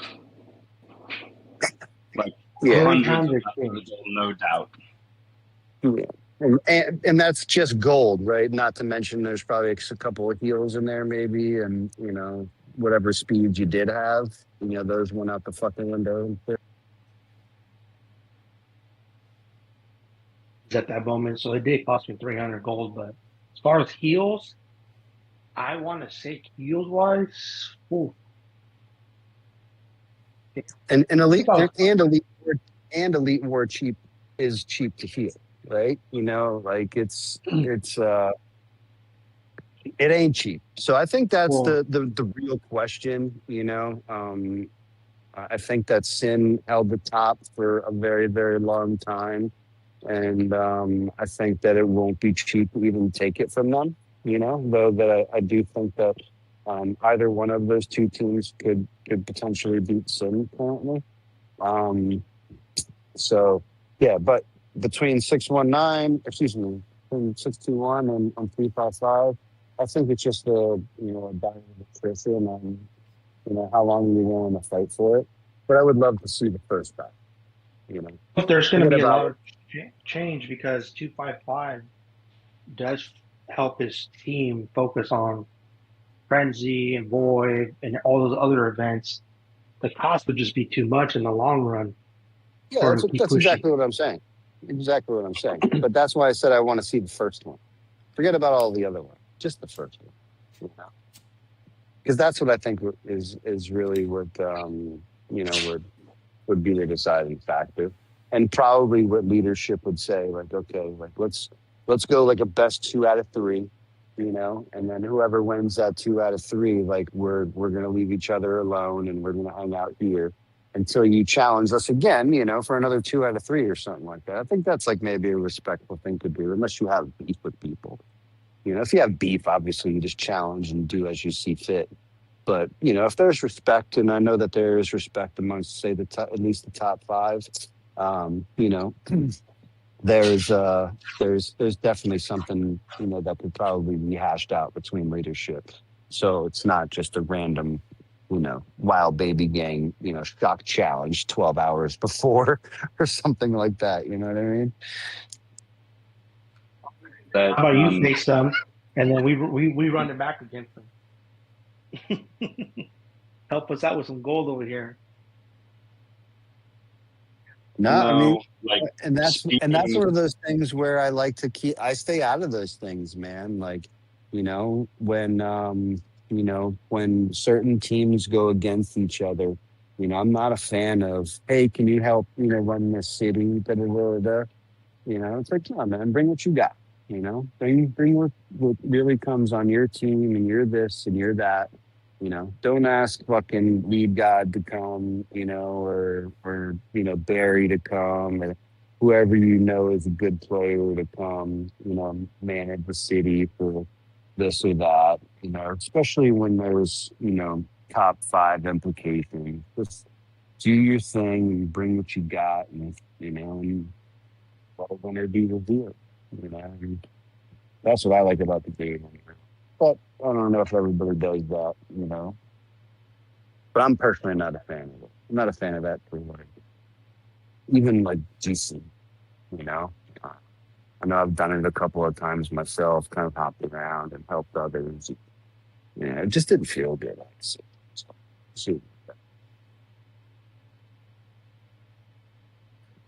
I feel like we're kind of out of topics, but I'm down to talk about whatever you guys want. But one thing that I think is interesting is what Lee God is talking about. Like, I wonder if anyone's doing GC deals. Has anything changed to where a GC deal makes sense? Like, I think Tip's online, but he always says he's not going to play. But like 5, 6, 7 could do a GC deal that would be interesting. Up in my GC, there could be deals that would be interesting. Nope. Yeah, I mean, last I heard about, I don't know if that was tipping up, but I don't think 5, 6, 7 is focused on GC. Some other plans in store. We're not playing GC. We're playing for fun and merit only. There you go. There's the man, the myth, the legend himself. So yeah, I don't think they're doing much over there. Nothing more. Is anybody? I predicted that there would be a deal, but the semis did not work out that would have allowed the deal that I predicted in our GC. It just goes to show you that we don't care. Yeah, but we know better than to trust you, Tip, when you talk. At some respect, I can't disagree, but in this case, GC, we don't care. We really don't. I mean, I'm just being nice. We don't care. And if you look at all the GC brackets, I would like to believe that 90+% of the people don't care about GC anymore. Yeah, if you take it. Yeah, it was literally what I was going to say. It's like, I don't know, man. I feel like the majority of these nation winners are already set. I don't think that there's really much to be shaken up, unless there were to be some deals, maybe, type thing. But yeah, I think that a majority of at least the first few globes anyway are for the most part set. We're seeing less than 100 players per round at total in all 4 nations. Yeah, I agree, man. So, I mean, if that doesn't tell you GC's dead, I don't know what does. I think it's dead for sure. I don't even think Camel cares. I really They will. They'll do something. They'll have to, because if we're not spending money on it, I mean, even like when 621 went hard the one time and won, they spent a fortune to win. But if they're not spending a fortune to win anymore, Camel's going to recognize it. Or 255's not spending a fortune. 425's not spending a fortune. If you guys aren't spending money, Camel's going to notice that, and they will change something up. Or they'll just abandon the event. They'll give up. That's true, which could happen. They've done it before. Well, I don't think that event makes sense anymore. Anyways, you could solve so many problems by getting rid of the serial allocation. I agree with you. That's one of the biggest merger reasons why people want mergers, to be honest. It's their biggest complaints. I agree, but I've also speculated that they should just add splits to balance mergers. And if you added splits and you didn't do GC just numerically, then you could just add a new nation that's a split of like 3 other nations. Absolutely. Somebody, I think it was Deadpool, said it. top 3, bottom 3, switch brackets each time, or 4, or whatever number you want to call it. I think that would be pretty cool. You're not going to give me credit for my own idea? Was it yours, Bert? I don't know. I'm hurt in my heart. I think I said Deadpool. top four and bottom 4. Yeah, I think that's a great idea. Drop the bottom 4. It'll take a couple seasons for things to even out, but you'll, a couple seasons down the road, you'll see some pretty crazy matchups. Absolutely. And people won't care because they'll be in the right. That would actually be pretty cool. That's probably the best version I've heard of that. Yeah. That's why I don't think they're going to fix it, because the answers are so simple and they just don't care. They're like, yeah, no, we hear you, but here's a new event instead. It allows those that want to play, and those who really don't care, don't care. That simple. I think that people don't care because of the imbalance created by lack of mergers. I think if more people had a shot, people would care. But, without mergers to kind of drive some of that rebalancing the field, it's harder. And also, we haven't seen the same, I think if I had to speculate, Camel knows that they can't push a bunch of Lock Nation mergers when they've stiffed so many people. And since Lumberg came out about the shadow mergers, they can't get away with that either, because people are keyed into it. So you're not seeing the same triple merge Chinese nations before some nations get their first merge, or double merges before the first merge. They're not getting the same sort of merge advantage that they once did.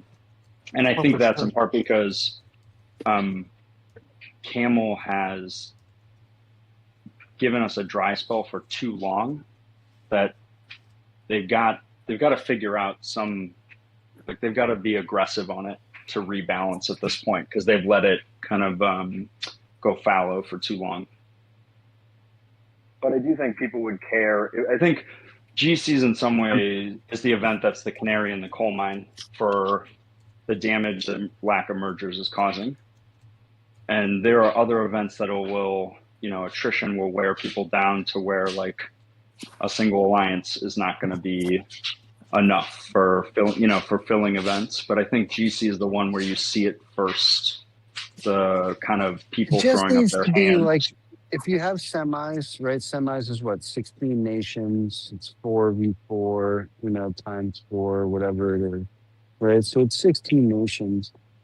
I mean, if you have 4 brackets in there, and if they're not going to change it, at least each one of those need to be competitive, and that's where I feel like the imbalance or the tentative reasons why people aren't joining or otherwise, because again, a majority of people know when they go up against 621 that there's nothing that they can do, and the same with say 435 for conversation. So there's nothing that they can do. Didn't matter if they had 90 people there, because whatever, these 90 people are gonna, imbalance that for whatever reason.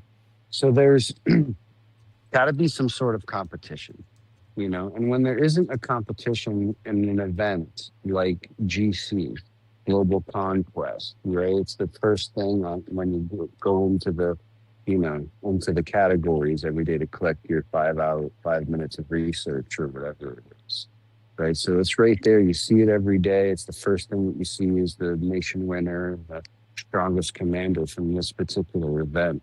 So I feel like it should at least be competitive, and currently it's not in any capacity, and or people aren't willing to be competitive, right? And just focusing on Globe 5, but I personally think that 373 can give us a run for our money if they had all their shit together, but they don't.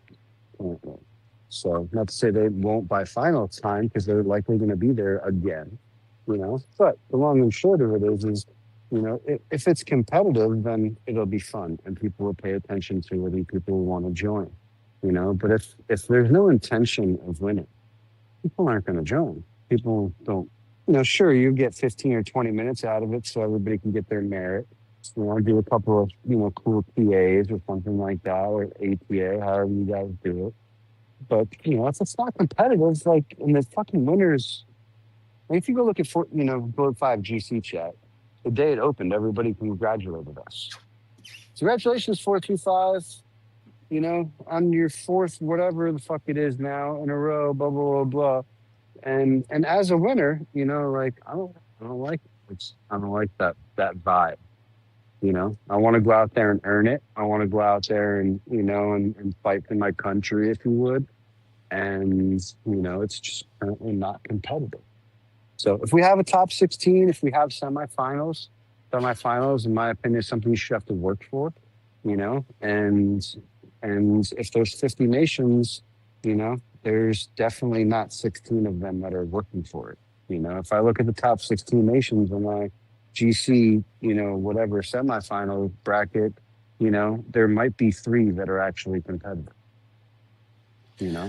We free played to semifinals for sure. I mean, I didn't free play the whole time because I was just having a good time, but we did not play to make semifinals. We played for free and happened to make semifinals because no one cares. And then you're jumping around, you're just burning everything in sight. And I almost feel like that is the thing, because in my mind, it's like, okay, do we burn more consumables in a competitive match? Or are we burning more consumables, jumping around, burning everything that we see? Like which is the lesser of 2 evils, I ask as a leader, because that's what we end up doing, is jumping around and kind of just burning everything that we see just to get some merit, because there's no tower battles. I mean, for the love of God, even if you're not going to fight us or whatever, at least come get some fucking free merit, Like, damn, the shit's free. All you got to do is show up. That's what I've been trying to tell people. Get it in the towers and just get your merits and get out. Like, I don't understand people. Like, that's what you did with 357 and 372. I was just like, dude, go back to your city. Yeah. Yeah, but exactly. I got to come in and get my merit, fuck around, get some cool battles here and there, and but then I'm out of there, bro, and that's it.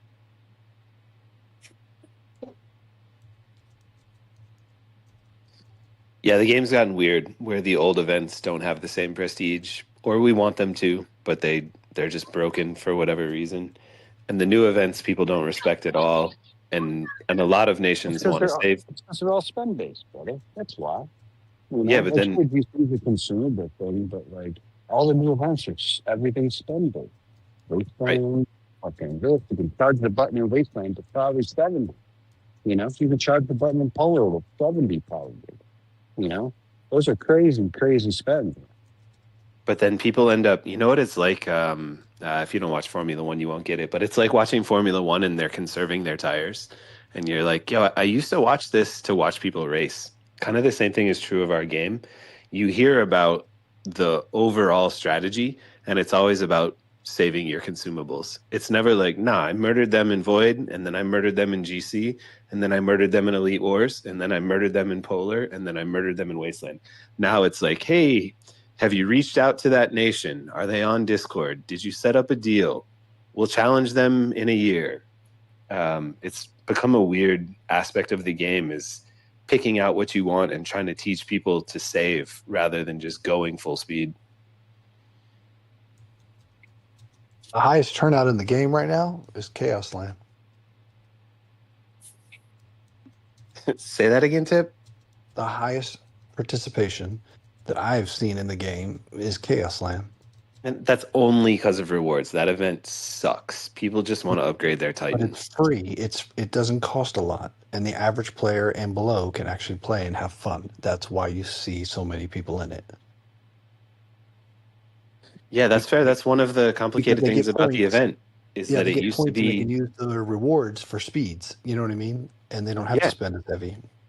This used to be a game where it was reasonable to say that you played for free. And now it's become a weird hybrid of all of the events where you can play for free are kind of just broken in a way. I'll just be simple and say that. And all of the events where Camel is investing, you can't play for free. So you have a bunch of people just stuck in the middle, not sure what to do. Yeah, I agree.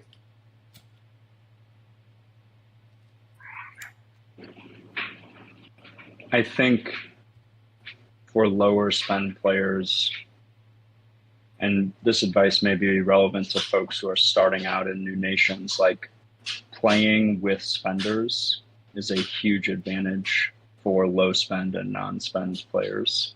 And so getting into the top alliance and demonstrating kind of your value to the top alliance can really give you a boost, especially if you're a lower spend or free-to-play player. There's just a lot of advantages. We talked about the alliance treasure hunt thing earlier, and there are advantages that kind of are across all events.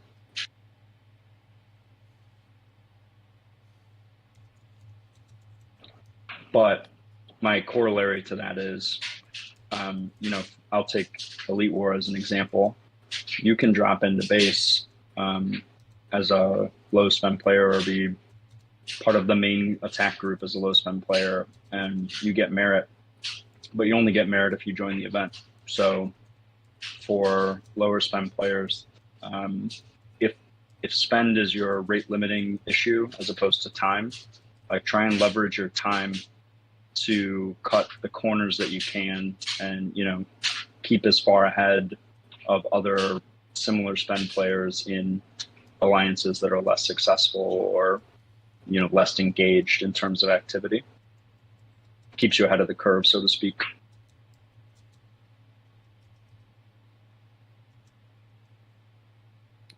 So we always talk about, 255 can win everything. Great.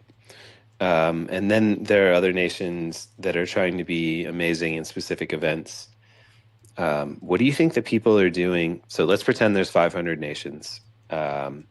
What do you think the people are doing that are like mid-pack?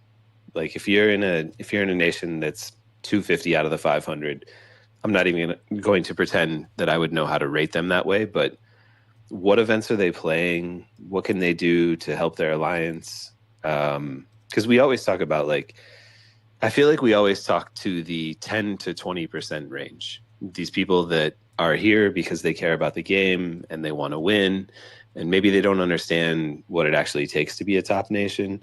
And we're always trying to tell them to go to the top 10% nations.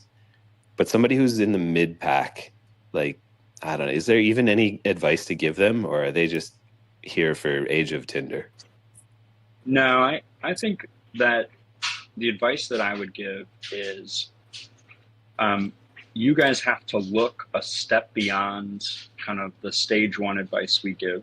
We give advice about selecting the events that align with your alliance's time zones and their interest. So you are getting people to show up. But then even within that, you need to look at your specific matchup.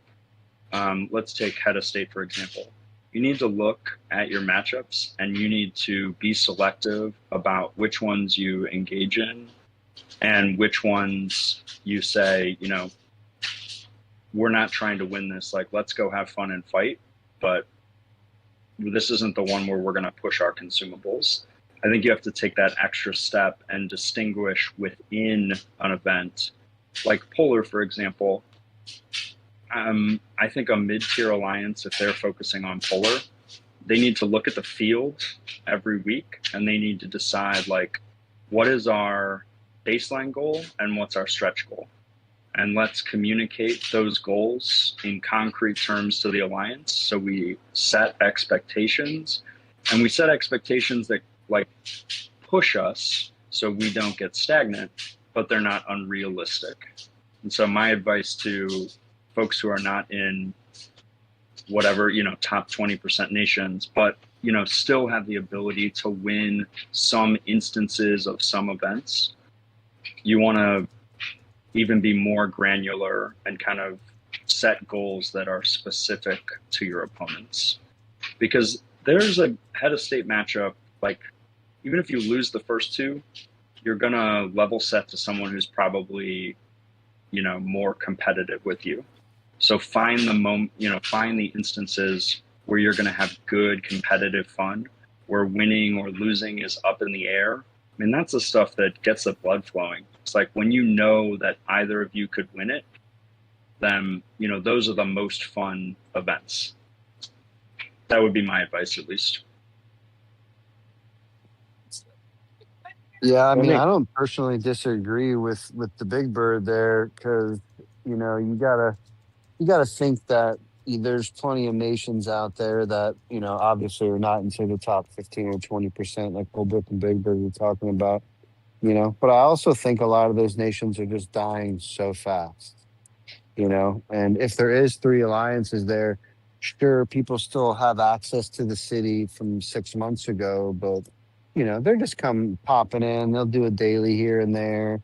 You see these alliances scattered. I do anyway. I see these alliances scattered throughout numerous events like Polar or Wasteland or whatever the case is. And sure, you might use the KPI that they didn't show up because they were versing us, but again, merit, I believe, is for the most part a free item, and you get it, at least a little bit of it for the most part, just for showing up and throwing your troops at something, for the most part. So, these events are, becoming a place where you're not seeing a lot of members, in an alliance with say 5 billion BP, there's 100 members in it if you look at it at a glance, but only 15 or 25 of those guys are showing up at any given event. Whether it's Polar or Wasteland or even individual events like Iron Blood or Chaos Land. The Chaos Land that we just had, I forget the nations that we were facing, but nobody was there, man. And it was super boring, at least the 2 rounds that I played. And so I do feel like a lot of these nations that are, the other 80% are just dying fast. I'm sure, the argument can be made that a lot of the whales have been sucked out and into other top nations, da da da da. But like, with all due respect, man, like, can you fucking blame them? You didn't want to listen to the rules. You didn't want to fucking do this. You didn't want to do that. So they left. I don't know what else to say other than that. But you're still playing the game. You're still in that nation. What are you to do? I mean, I don't know. You got to do the best you can. Hopefully you have a good leader, at least one that's left over that understands the game a little bit. For those nations that I'll use that nation I already used earlier. Was it 415? That nation is fat as all hell. But if you go see any one of those alliances in any event, I don't think more than 35 show up, man. You could probably challenge them in an elite war. I can't because they're a little far away, but I don't think they show up, But if you go look at the alliances, they're all 4 billion, 5 billion or fatter. They all say 100 members, but challenge them all on anything or nobody shows up. And so I feel like that's definitely a problem is, sure, people still have the game on their phone. It's not COVID anymore, so they're at work, they're at this. So they log in the morning while they're taking their morning shit and, do a couple ruin rallies and things like that. But are they really logging in and hunting on a Sunday? No, they're not. The answer to that question is no, they're not. So I feel like that's a big problem, because with those style of nations or style of players, you're never going to get more than 10 or 15 online at any given time for a group attack and or the joining of a Polar or a Wasteland, whatever. You're always going to be stagnant by, people just coming and going. I don't think there's really ever any order in these alliances. You never see group attacks from these alliances either. And I think it's for that exact reason. There's no law and order. There's no leadership.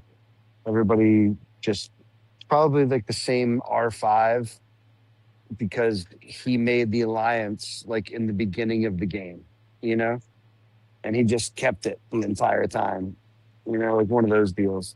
So there's a lot to be argued there, but I'm of the capacity from what I'm seeing. Man, these nations are, for the most part, not alive. They're really not. Raises a good point, LG. My advice, say you're focusing on Polar, for example, the advantage of that is it's the same time every week. And so you can get people into a routine. But even if you look at the field and you say, oh, we can't win this, you should still have people show up. It's something that, you know, I mean, again, Wasteland and Polar, same time every week. They are, you know, they're the same time every week. So everybody can, you know, plan around these things, you know, and again, it's free merit, you know, like, I don't know what else to say. Even if I knew when we played Wasteland against the 11-11 guys, you know, I logged in a few minutes late and they had already pinned us in the corner, you know.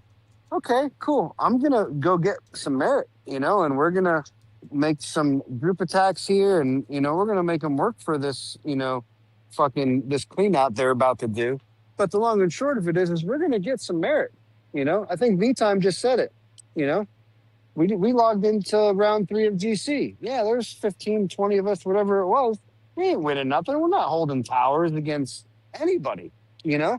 But we're going to go fight at some towers and we're going to get some merit for free. We're going to do some ATAs and, you know, we're going to have a little fun. But it's all for free merit. That's all it's for.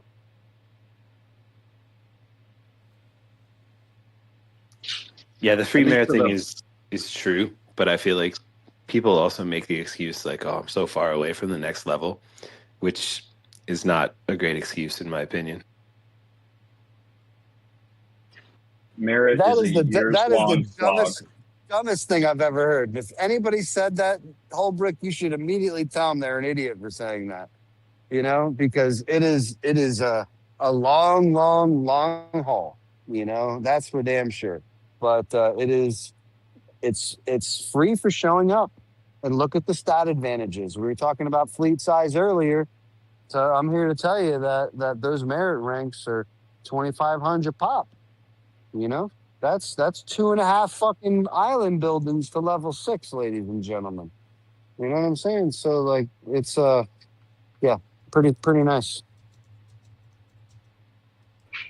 I think also kind of the corollary to this is bigger players need to set up these events to make sure that everybody's getting merit. Because I know, you know, that's something that we've been looking at in Polar is how do we make sure that somebody can show up, play for free, and still get to at least, you know, rank 1 or rank 2? Like, what do we need to do as a team? What do we need to do as our bigger players? Is it like avoiding some of the group battles? Is it focusing kind of our paths for our different teams in an event? You know, the key to success, though, I think, is figuring out the right restrictions on your bigger players to make sure that the entire team is benefiting. Because you're going to get a lot more benefit from 40 people going up a single merit rank, at least in the events that we focus on. You're going to get a lot more benefit 40 people going up a single merit rank versus you getting an extra 1,000 merit in an event. That's just my opinion. Yeah, it's more than an opinion, though, man. It's straight facts. You know, it's I mean, you know, it's something that I do personally. You know, unless it's a battle where I need to start the battle, right? I think I've been on record numerous times. I'm 95% the person who starts any style of big battles. You know, unless I need to be that person to start the battle, I hang back, you know, and especially in those scrounging for merit, you know, like Wasteland and sometimes Polar, you know, you're scrounging for, you know, for these things, you know, the lower tier players, especially. I have to stand back, you know, I have to, you know, just hang out in the back and let those guys fight and, you know, play defense in the event that the battle starts to lose, which is also rare, you know?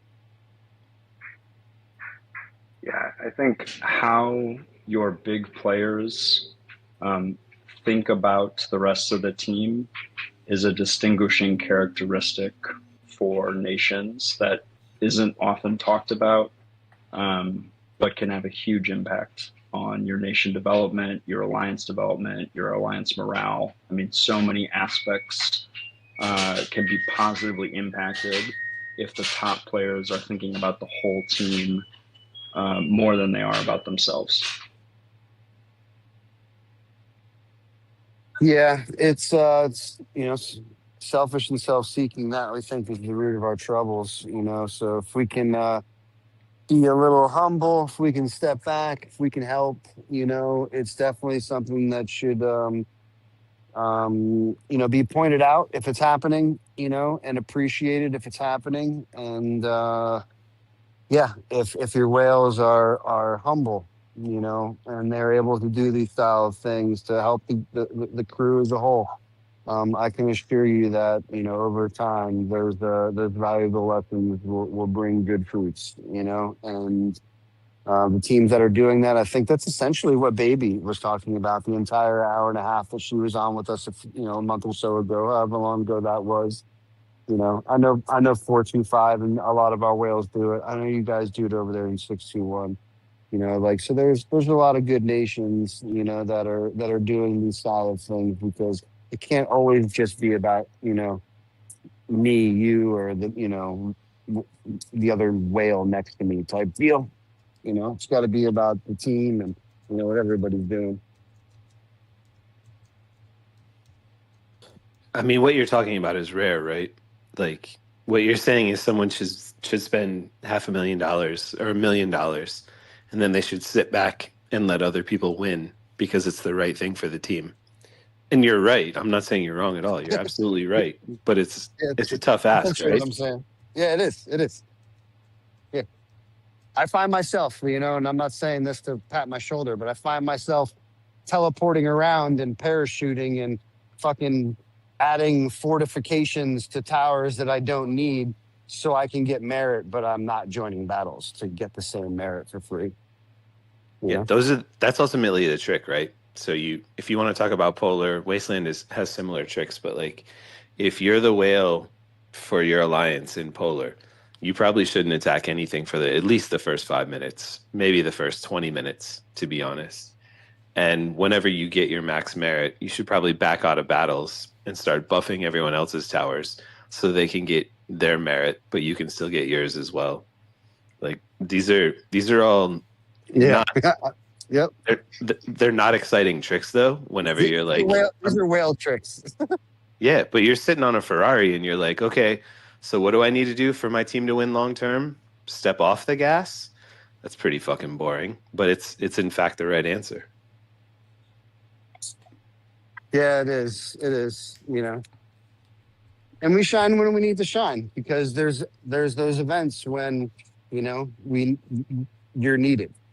And, you have, we show up in that regard, but yeah, when it's times like this, and, it's not necessarily and I speak more for the non-focused events for us, but, in the grand scheme of things, like these are places where you can spend very little and everybody can get an add value, and especially this day and age when there's so many things to upgrade, anything you can get for free from Camo is fucking, an advantage for sure. You say it like that.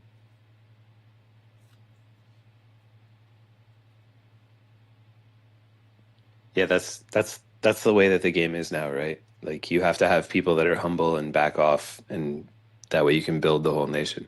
There's no other way around it. You can't carry a whole nation on your own anymore. So your only choice is to make everyone else stronger. You can do it in the very beginning because the whale can get that much more strong than, majority of everybody else. Like 1v30 in the new nations against the C41 is probably still a thing, but at the end of the day, like as you get older and as others become stronger or others start to spend a little bit of money, whatever the case may be, those things start to disappear quite swiftly.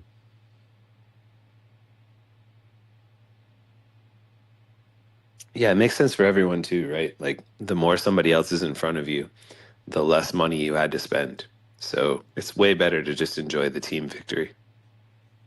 I mean, and I say this even for myself. I know there's more shit to buy, but because of the team, like my gold just keeps going up. It's really what's happening. I don't have to fight as hard as I used to a year or so ago, or whatever the case is. Sure, we all fight, but we fight together, and it's not me and 7 other guys. It's me and 20 other guys, or whatever the number is. It's that much more help.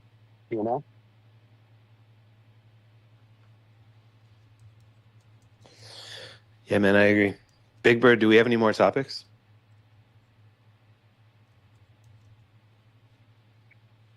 I don't think so. I think we covered. Did anybody get any type of update from anybody about C44? Did we get in a patch tonight or next few days? Anybody? We got any over/under bets being had?